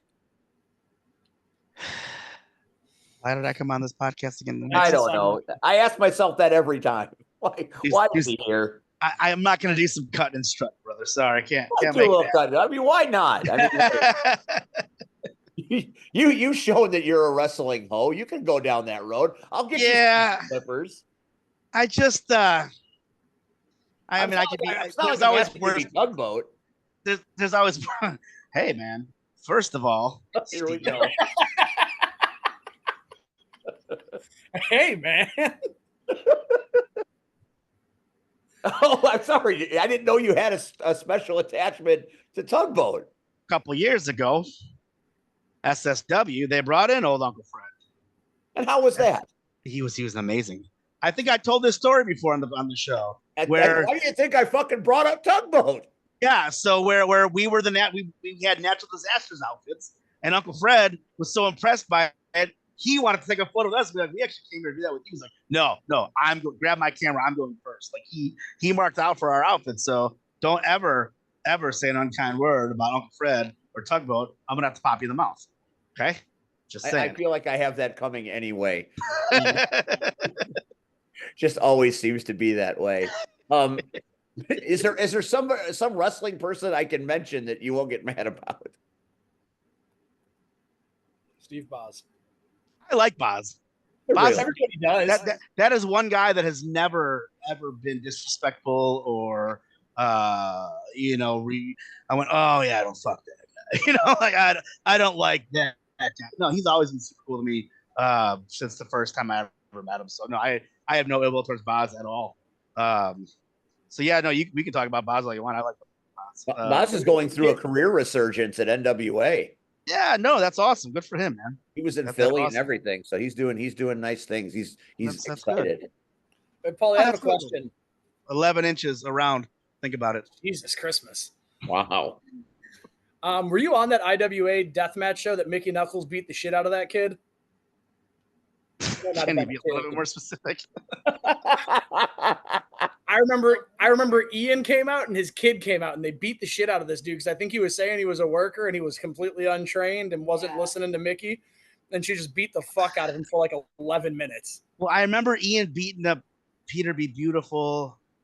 Maybe that's what I'm thinking of. Maybe Mickey came out for that. You're I could be thinking of that. I wasn't there. That was pre Thomaselli's and IW Mid South. But no, I saw Mickey beat the fuck out of a lot of dudes. Mickey's tough as shit. Yeah. She truly is tough and was born tough and bred tough. Like, yeah, no, she's legit. She is definitely legit. So yeah, no, don't mess with Mickey Knuckles. She's pretty tough. She did that retro circus show and I was there running the camera and good old Kate Fabian over here. I watched her gig with glass, like picture frame fucking. I was like, Jesus Christ. That group doesn't mess around when it comes to gigging. I remember during the no rope barbed wire Taipei death match with Vito and Sal against Pondo and Ian. Yeah. That I was popping Ian. I'm on the ground. I'm hitting Ian in the head. And he goes, hit me a little hard. And I gave him, that was good. That was good. And then Sal came up. It was Sal or Vito. I think it was Sal. Sal came up behind and started like doing the work, like wrenching the forehead on the barbed wire. Yeah. And from me to this camera away, I saw Ian dig a barb into his forehead and move his own head to get that crimson mask, if you will. And I was like, I'm good on that. It's disgusting. I'm good. Yeah. Is there a death match in your future? Mine? Yeah. Yeah. September 12th, next year, I'm getting married.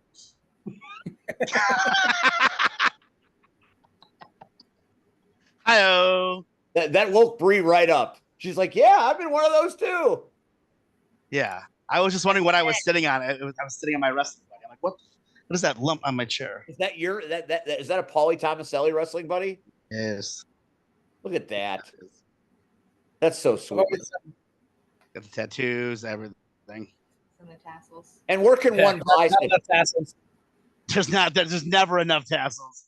You can get them at any show that I'm on, or hit me up on Facebook and I will mail them out to you if you want to get one. You need to get one that has the Macho Man tassels. Here's the problem. The guy that I went with, Slam Buddies, is the company I went with. They suck. Fuck you, Slam Buddies. Seriously. Everyone is Slam. The guy that runs it, you can eat my butthole with jelly. All right? Seriously. Go fuck yourself, Slam Buddies. The dude tells me. The stuffed animals? What's up? The chick who does the stuffed animals in Illinois?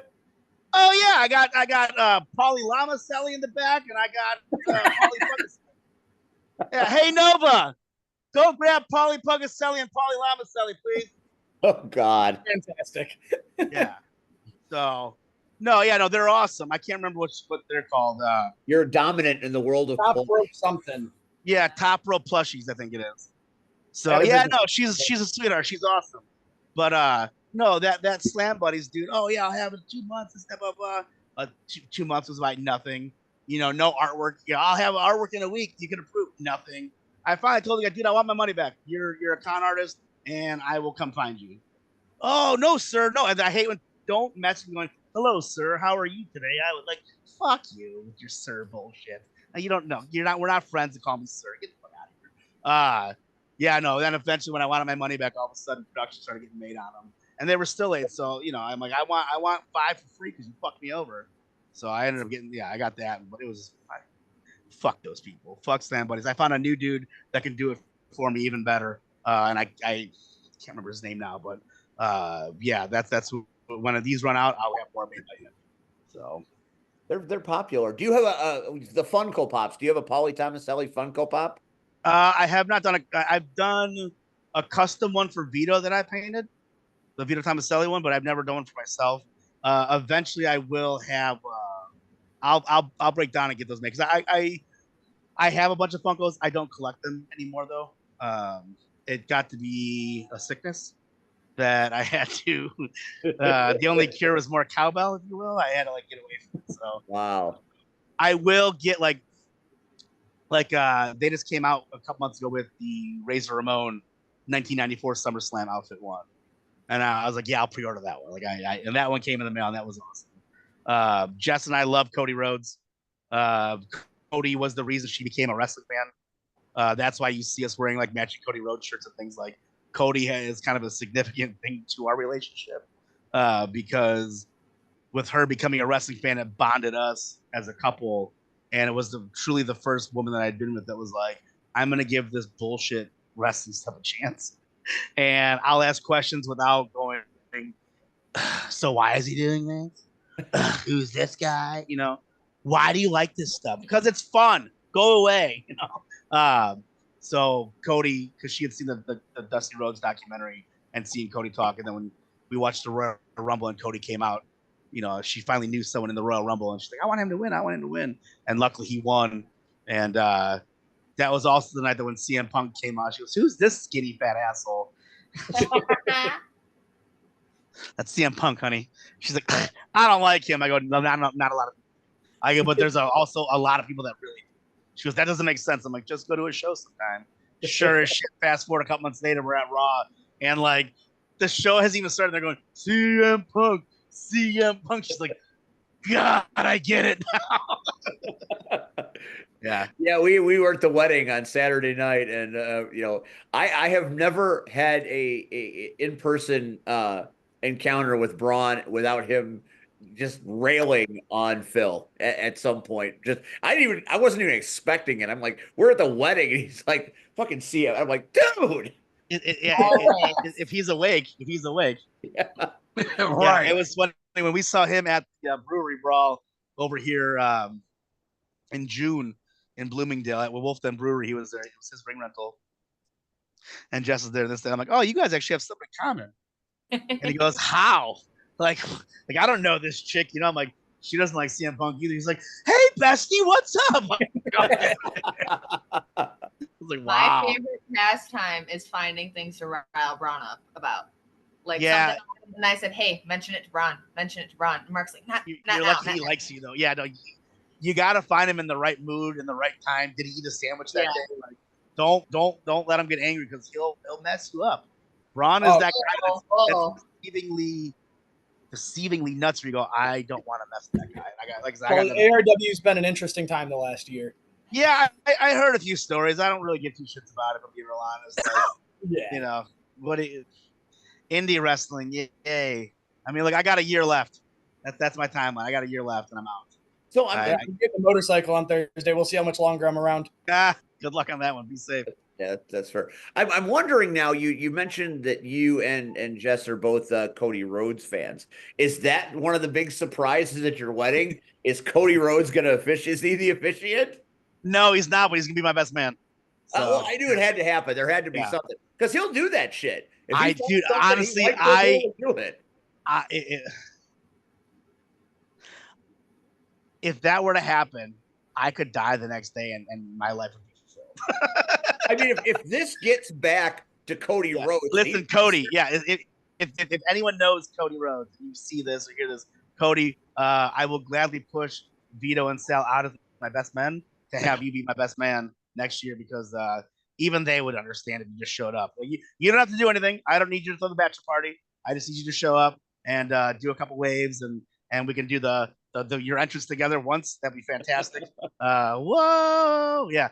Send invites to as many famous people and companies you can get. We got a whole signed postcard from Adam Sandler and shit. That's awesome. Do it. I got into it on Facebook with the other young buck one time, so I'll hit him up and see what he can do about Cody for you. There you go.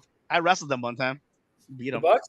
Yeah, we went over on them. I think you kind of fucked yourself though, because you said I don't need you at the bachelor party. What if that's the money? What if he wants to go to the bachelor party? Oh, he's more than welcome. I'm just saying, like, don't feel obligated that you have to be there. You know, the problem is though, if Cody Rhodes shows up to our wedding, I don't know if I'll be getting married that night because Jess might have to go to the hospital from like dehydration and freaking the fuck out and passing out. So we got to find. Not gonna happen. We got to find a way to get this done. We were at SmackDown in June, and all of a sudden, like, you know how at indie shows you always see one ass like poking his head through the curtain, you know? It's the opening of the show, and all of a sudden we see like Cody and some producer like standing literally 15 feet from us, and Jess is like elbowing like, babe. Yeah, I see, I know. Babe. Then my daughter's like, Dad, is that? I go, that's Cody. She's like, oh, Cody, I have your belt, because nobody just bought the world title that night. Yeah, but yeah, he was right there. Like, yeah, no, and I saw the look. She had lust in her eyes, brother. Lust in her eyes. Oh no, that's what happens. Yeah, so that's what I'm saying. Like, we can't. Yeah, we.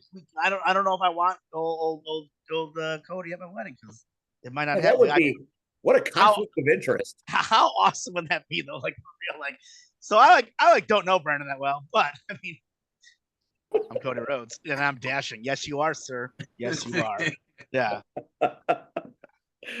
Oh, I could just imagine if he surprised you and kind of walked in while you were standing at the fucking altar. That would be the greatest moment in the history of weddings ever. I would. I think you would wet yourself.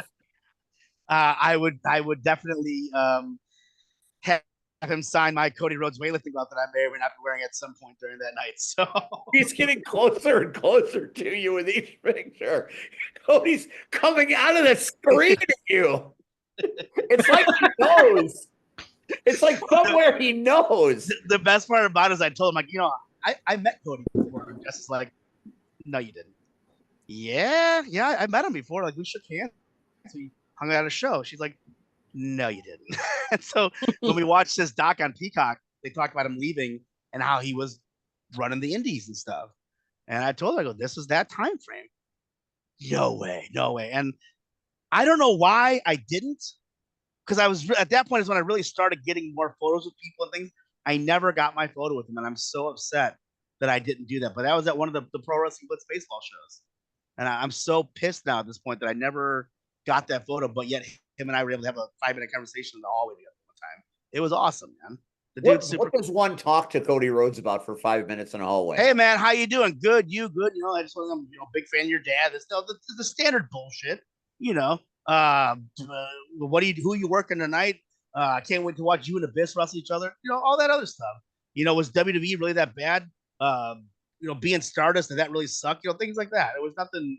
It was a total Mark conversation. It wasn't like we got on each other's level and exchanged numbers and then text each other next day. But it was cool. You know, like I said, we shook hands. I just wish that I had my phone on me. I wish that we would have gotten a photo because now I will. If I'm on a show with someone, I'm getting my photo. I don't care. I don't care. Like I will full blown mark out, if you will, because I don't care anymore, man. I really don't. I went so long without doing that. I remember it was of all people, egotistical, fantastical. He's like, who gives a fuck what anyone thinks, man? If you want your picture, go get your picture. I was like, oh, yeah, yeah. So him and I went and it was Matt Hardy. I remember Matt Hardy was on the show with us, so we went and did that and hung out with Matt Hardy for a minute, got a photo with him. It was cool. Would you? A lot of people, when they're the stars, when they come to the indie shows, they charge for photos. Would you pay for a photo, or would that be past the point where you'd be interested? Yeah, depends who. Depends who. Yeah, like if Ultimate Warrior were alive and he was like, oh, brother, okay, fine, let's do it. Mick Foley, no, don't care. Kevin Nash. Fit well with Cactus. Yeah. Fuck Mick Foley. I said it.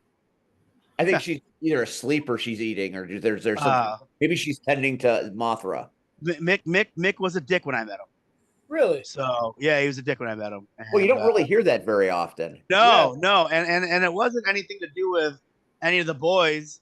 Was it a bad night for him, or do you think that's who he is? No, I think he's probably a super nice guy. I really do. Something happened with the money situation of gimmicks or things, or someone thought that they were gonna make something. Whatever it was, there was a miscommunication. He got pissed off, and then he was just kind of a dick. And I was like, you know what, dude? I'm not that excited to meet you anyways. I never understood why he didn't wear boots, why he wore those white tennis shoes. I hated that, and his sweatpants. I never. Considering he wore boots and had really cool gear for being the character he was originally. Right, and then Cactus Jack, like I know those boots were stolen, and I know boots are expensive, but when you're the WWE champion and you're making that kind of money, like you can afford boots. Yeah. And I've never been a fan of the tennis shoe look in pro wrestling. And that's just me. I'm not saying there's anything wrong with it. I'm not saying my word is the gospel. Personally, for me, my feeling on it is I'm not a fan of that look. Even like when Montez Ford wore the tennis shoes with the long tights, that was my least favorite look of anyone that wore tennis shoes in the ring.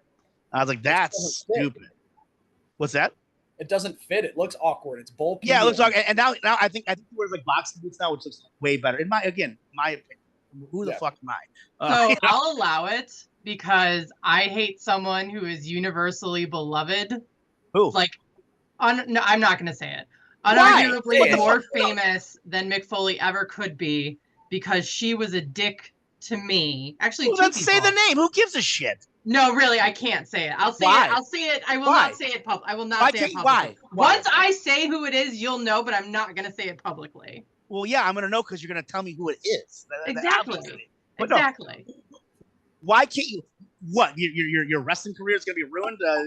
No. Your roller My derby career life, is gonna be maybe. ruined. I did Your say life? in college class that I just liked them, but Well, yeah, then all I I'm going to say is it's an author. It is a beloved author who J.K. is Rowling? dead. Oh, fuck J.K. Rowling. Yeah. It is not J.K. Rowling. Edgar Allan Poe. No. What's Stephanie Meyer? What? You watch your fucking mouth. I mean, who Stephen King? What author? What author is I don't know, going I'm to just make naming- your life ruined for saying you don't like them? Yeah, I'm just naming God some off. forbid you have an opinion that you don't like. Yeah. Something. Spit it out, honey. Let's go. Oh, Maya Angelou was Is she the incredibly man? rude. No, that's Hey, Mugsy, adults are talking. Shut up. Maya Angelou is rude to you. Okay. Yeah. How is that going to ruin your life? Incredibly rude, not just to me, but to everyone that worked at the Borders that I worked at when she did a signing there. And that is Fuck her then.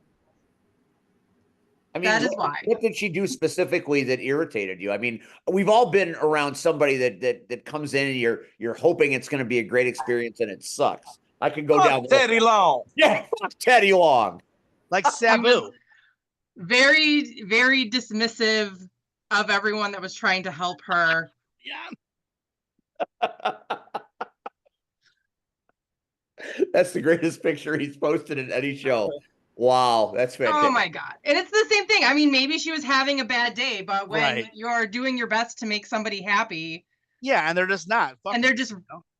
really unpleasant about it. So, I agree, Isn't I she agree. dead anyway?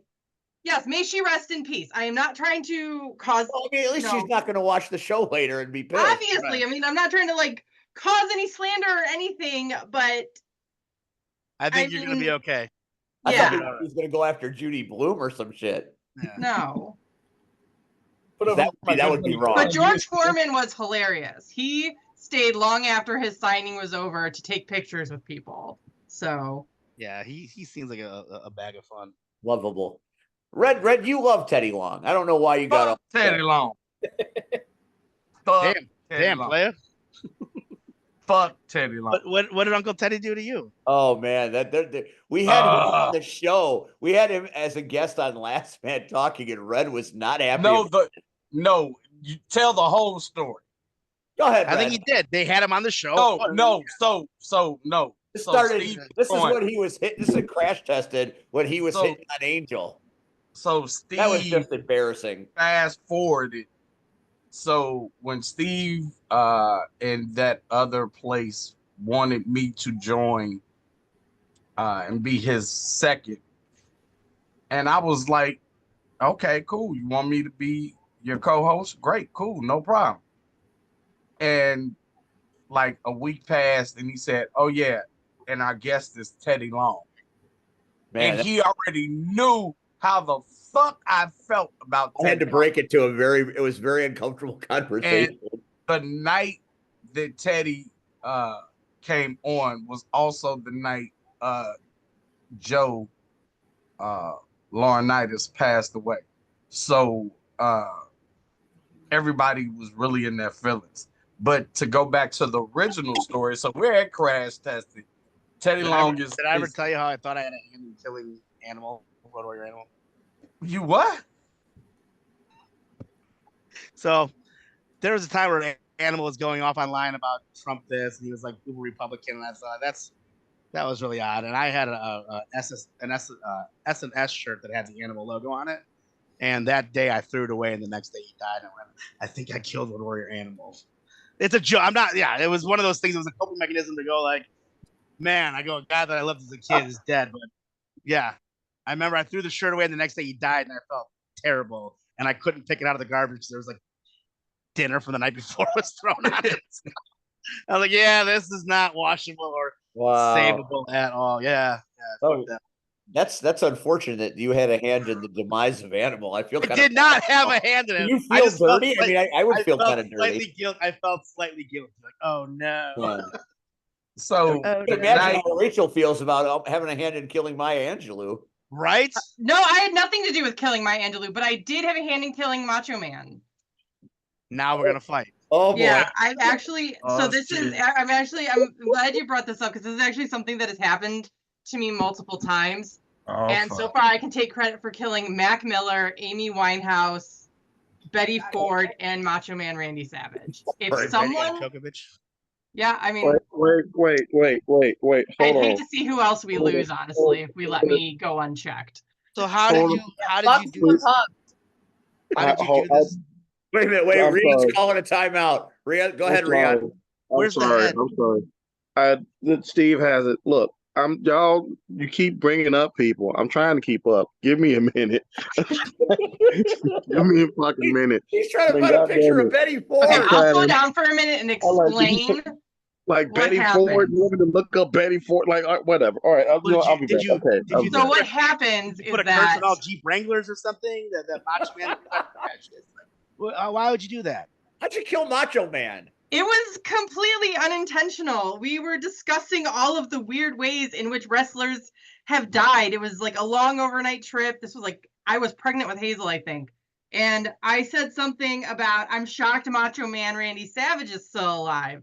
And the next morning, we woke up to the news that he'd had a heart attack and crashed his car into a tree. You couldn't have said Hulk Hogan. You couldn't have said the Hulkster. I wish I had. You couldn't have said the Hulkster.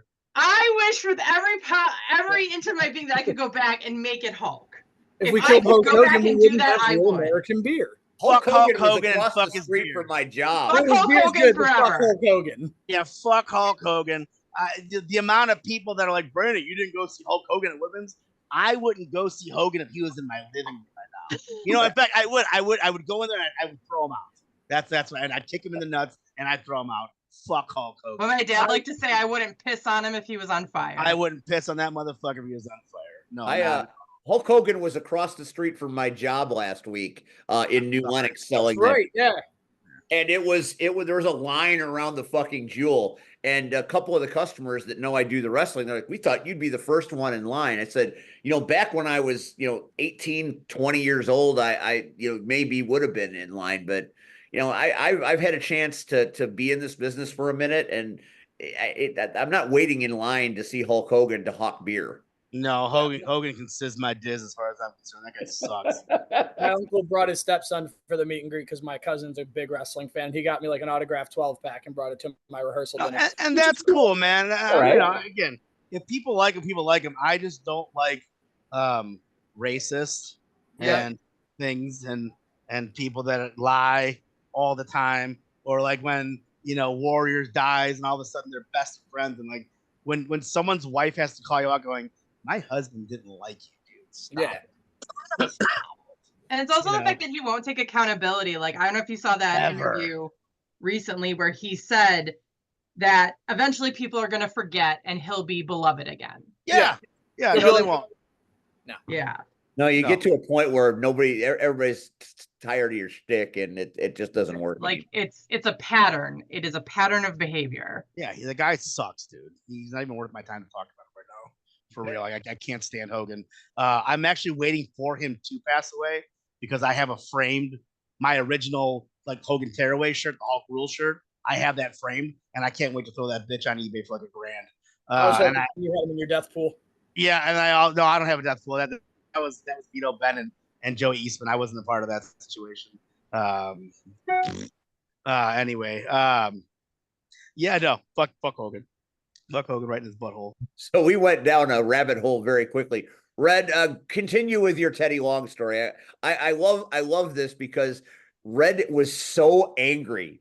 I have never seen, and when we told him he was going to be a guest, Red almost quit, and that would have been the shortest co-host I ever had if he had quit that night.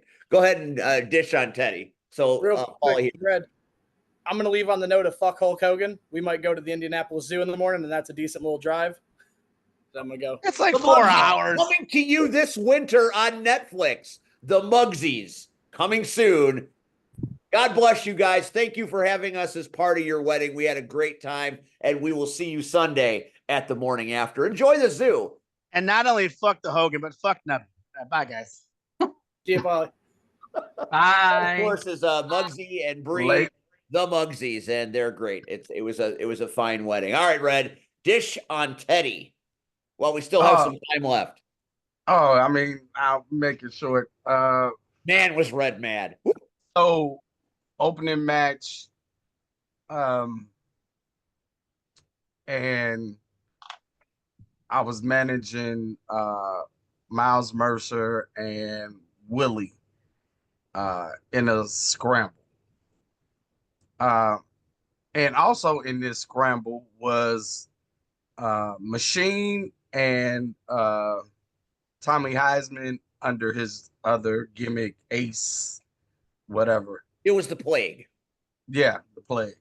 So as big as Machine is, Machine comes out, of course, with the satchel on his face and the machete.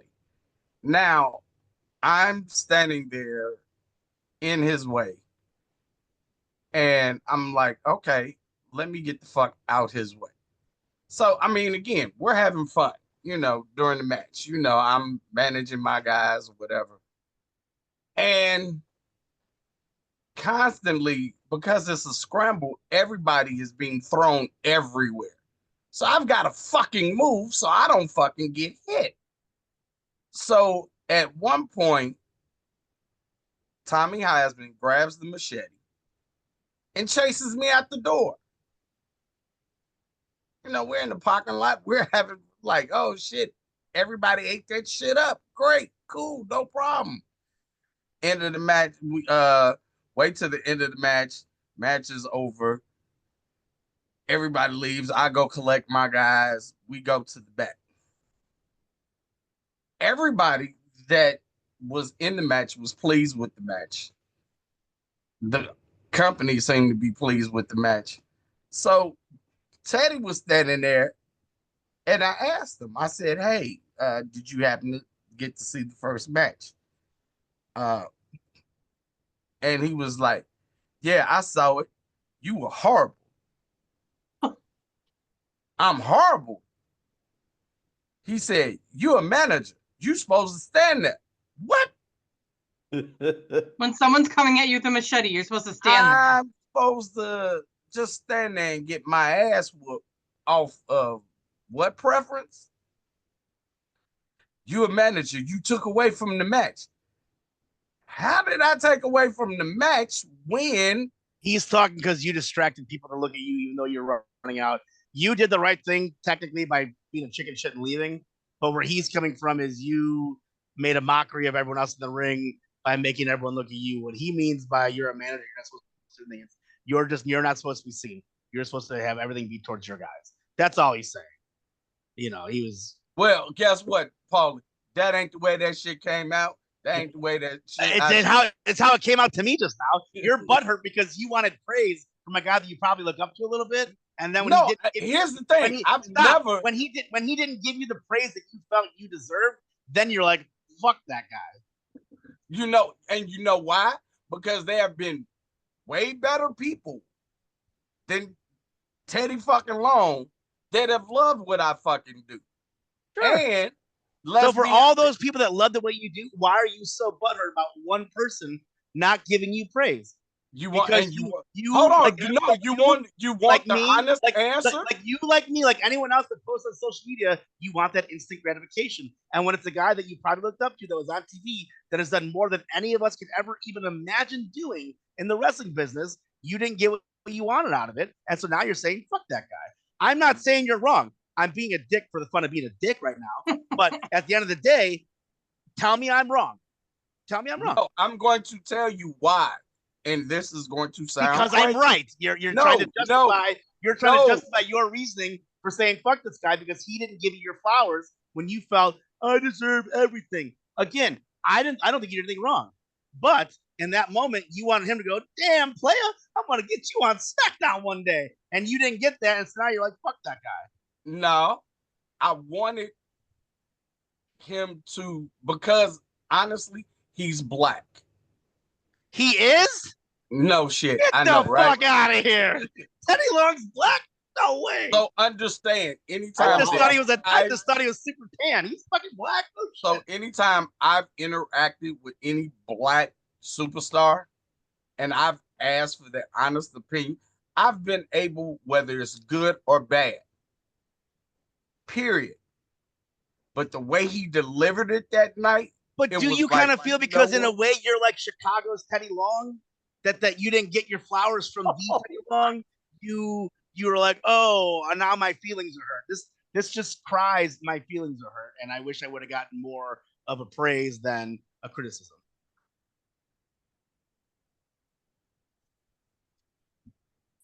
I could have did without the criticism, but you Sure. might be right. I'm gonna And again, back Red, that. again, I'm not saying you're wrong, dude. I'm not saying that you shouldn't have these feelings. If you feel something, that's on you to feel what you feel. Like, no one is wrong in having a feeling which way or the other. He might not, in his brain, have thought he was being a dick. He honestly might have thought, I'm giving constructive criticism. But with his swagger and the way he says things, he might have come off the wrong way to you. Again, Mick Foley, for that matter. That night that he was a prick to us when we took our photo with him, he was having a bad time. He probably didn't realize in his head he was coming off like a prick to everyone after that situation happened. You know, I see him on all these other things, and he's awesome. I just had one bad experience with him. I wonder if you had another time with Teddy Long and something else happened. I bet if he put you over, you go, that guy's not that bad. That's just me. Well, That I've never. whole night he was kind of a cocksucker, to be honest. It wasn't just that. I think if you're gonna, obviously, if you're asking a pro, hey, how was that? You're opening yourself up to potentially being disappointed. That just goes without saying. Hey, how was that? I had a situation with Scotty Too Hottie, and everybody loves him. I think he's a jagoff. He was cool. He says, why do you guys have a fat, untalented man as your general manager? Now, maybe he's right, but that is horribly offensive to say. And it shouldn't be said. You can think that all you want, but I don't think you need to come out and say Yeah, it. especially when a company's paying you to come in, you can keep your mouth shut on that. But Right. like So like Carlito. Tell the promoter Carlito. afterward. I think Carlito's a douchebag.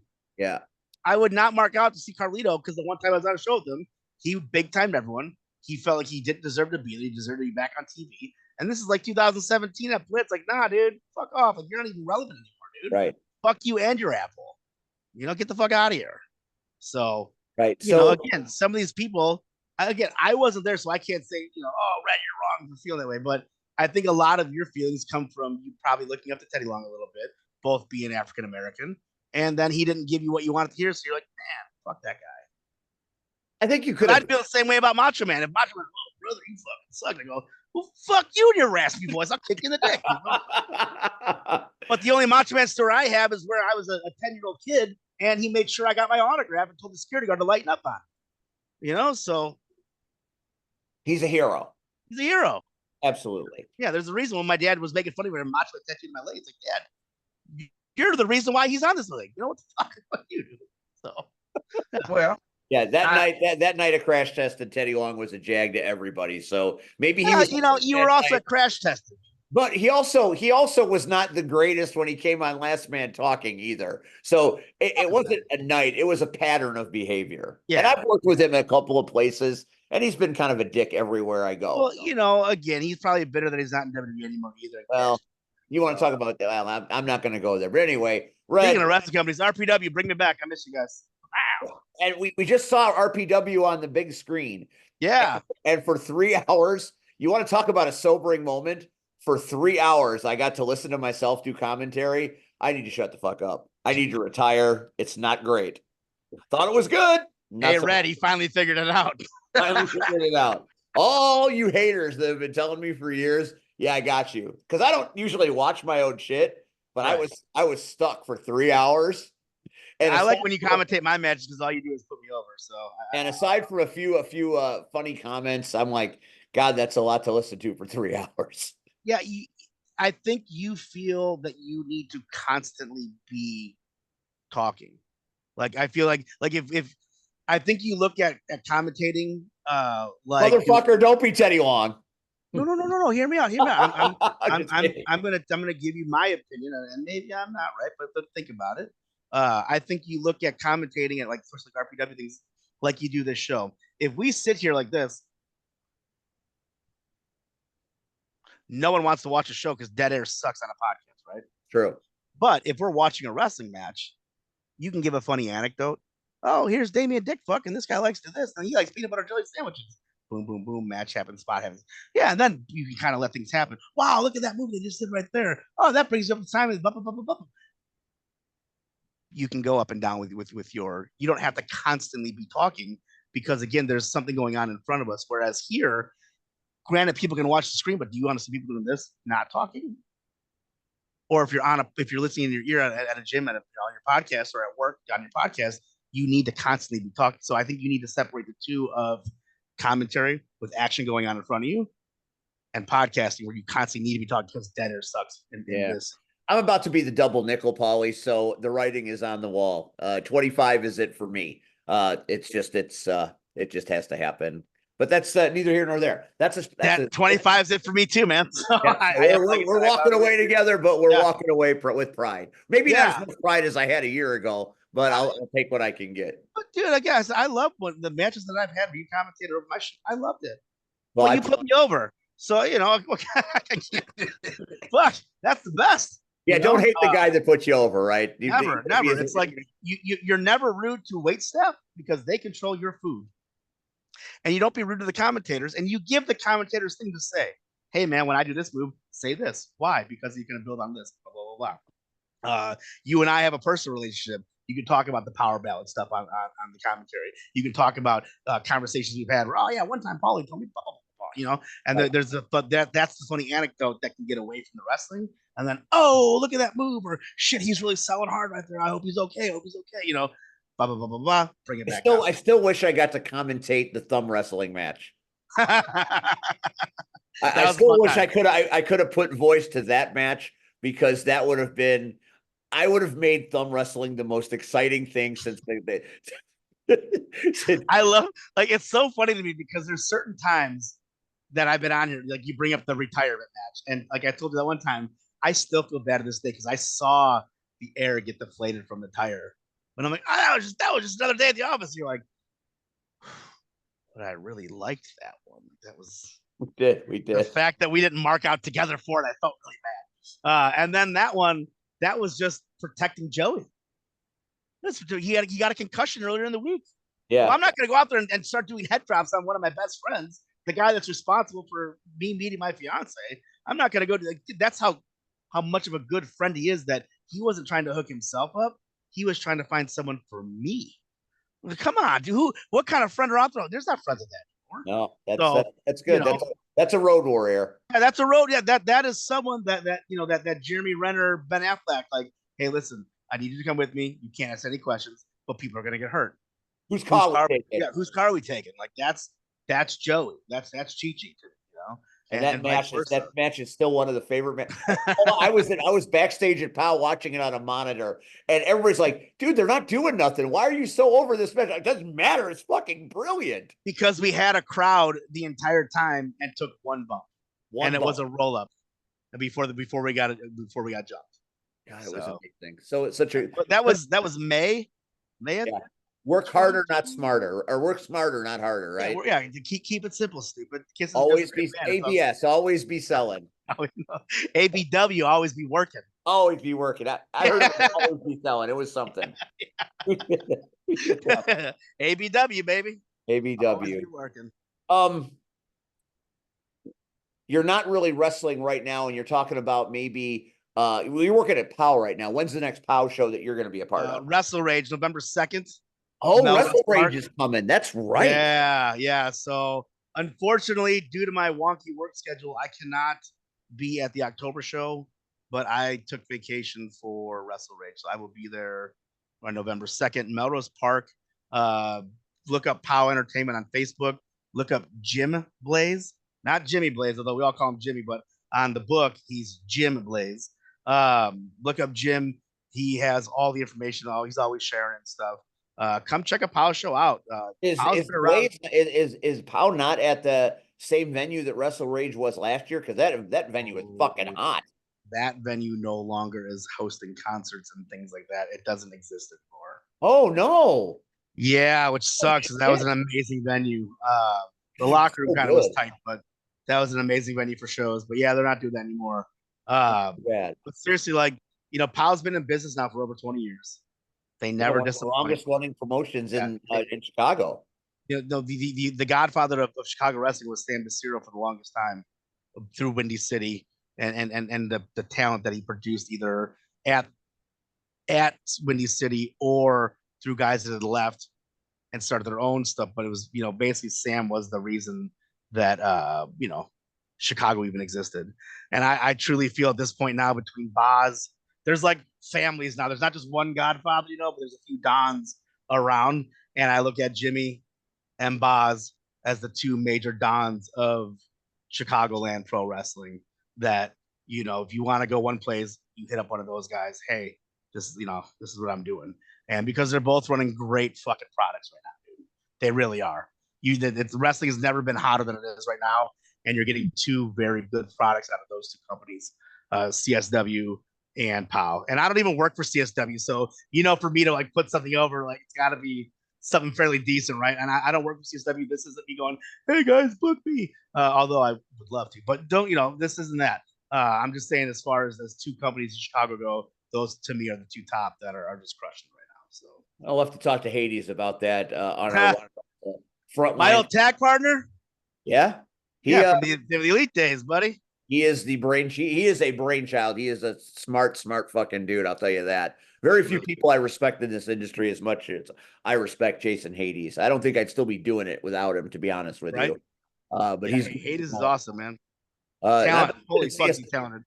That has been my longest. That's the longest I've ever been with any company. Is my run at CSW.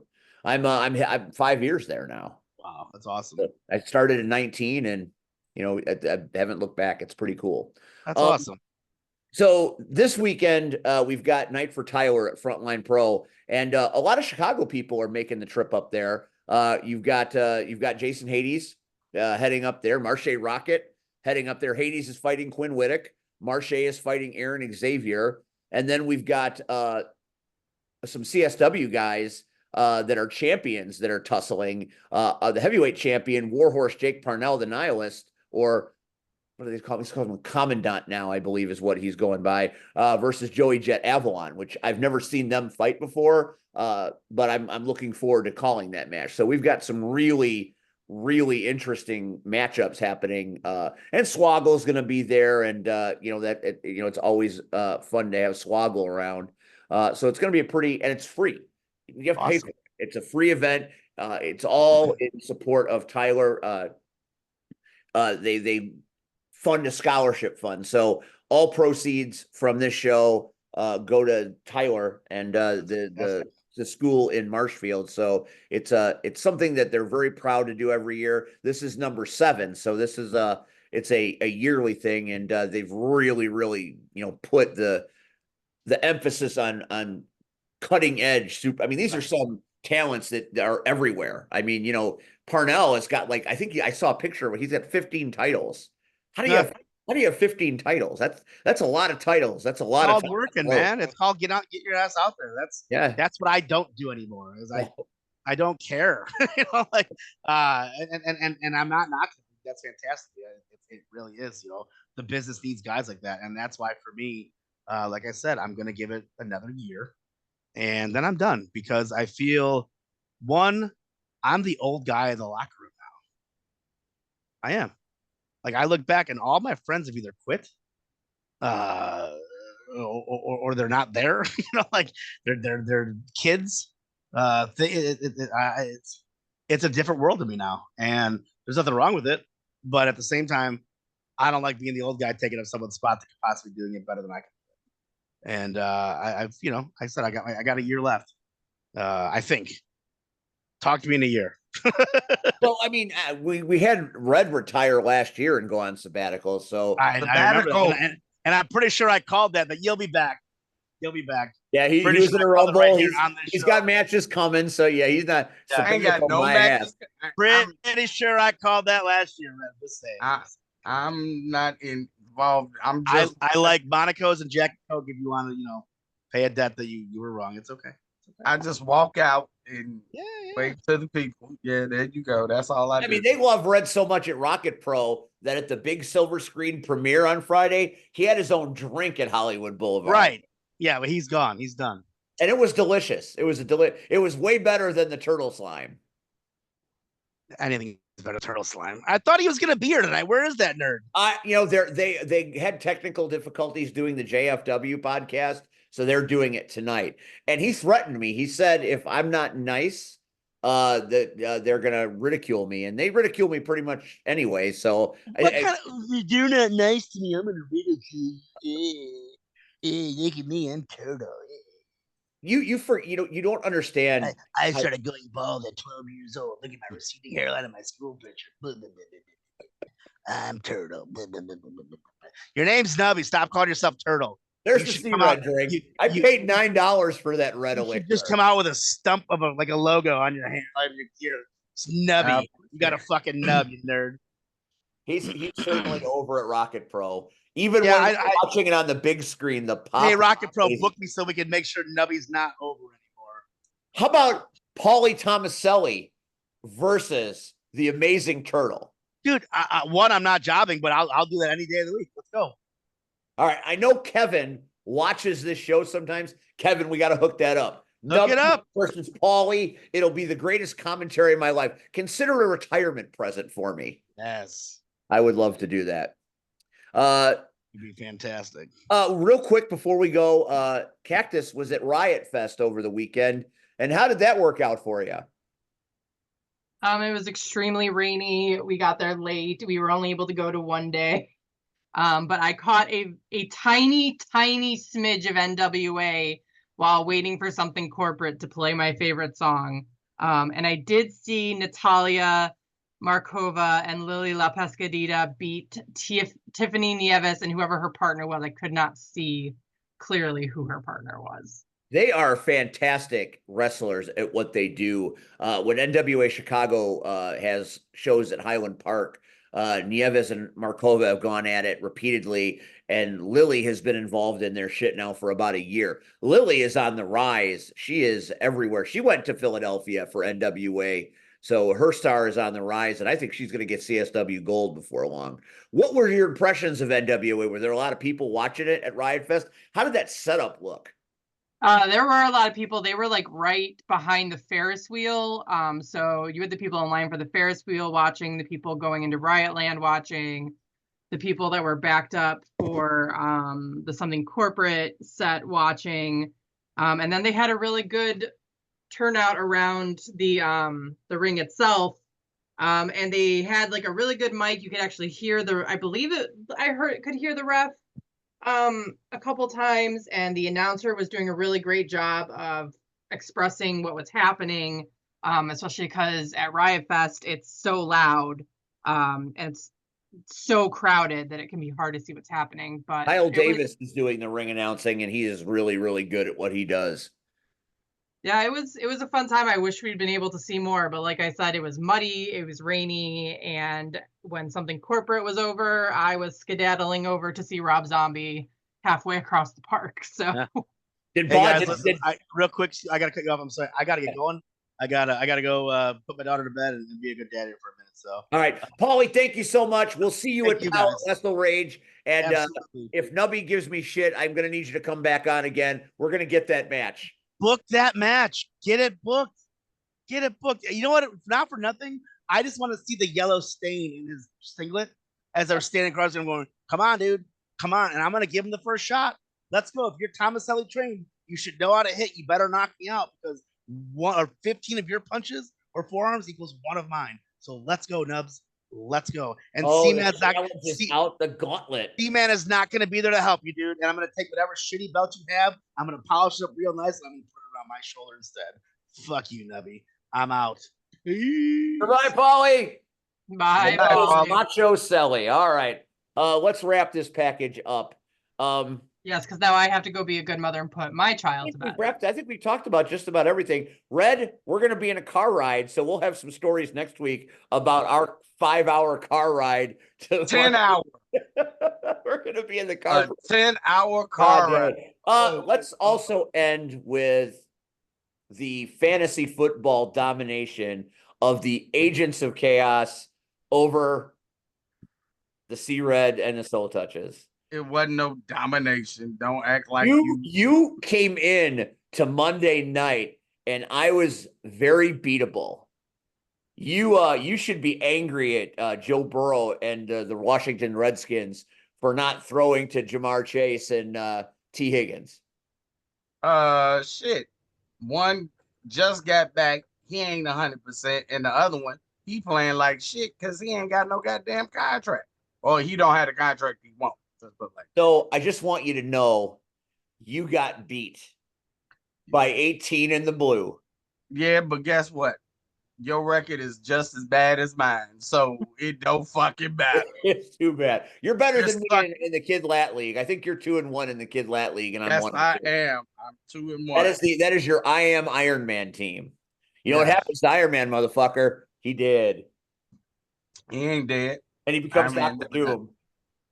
Iron Man never dies. All right. Thanks to everybody for watching the Power Hour this week. Don't miss Frontline Pro this weekend in Marshfield, Wisconsin. If you can't make the drive to Wisconsin, then make the drive to Homewood and watch the knockouts, because if it was any other thing but Frontline Pro and I had to be there, I would be calling the action with the good folks at the knockouts in Homewood. It's going to be great. The Crushers are going into this match strongly favored, but watch out for those Punishers. Never underestimate Boss and Euro.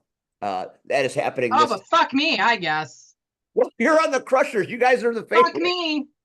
No. Fuck me. No. That's no. It's fine. Boss is back from her injury. All's right with the world. I'm not saying it because I'm wearing purple glasses. I'm not saying it because I'm wearing purple glasses.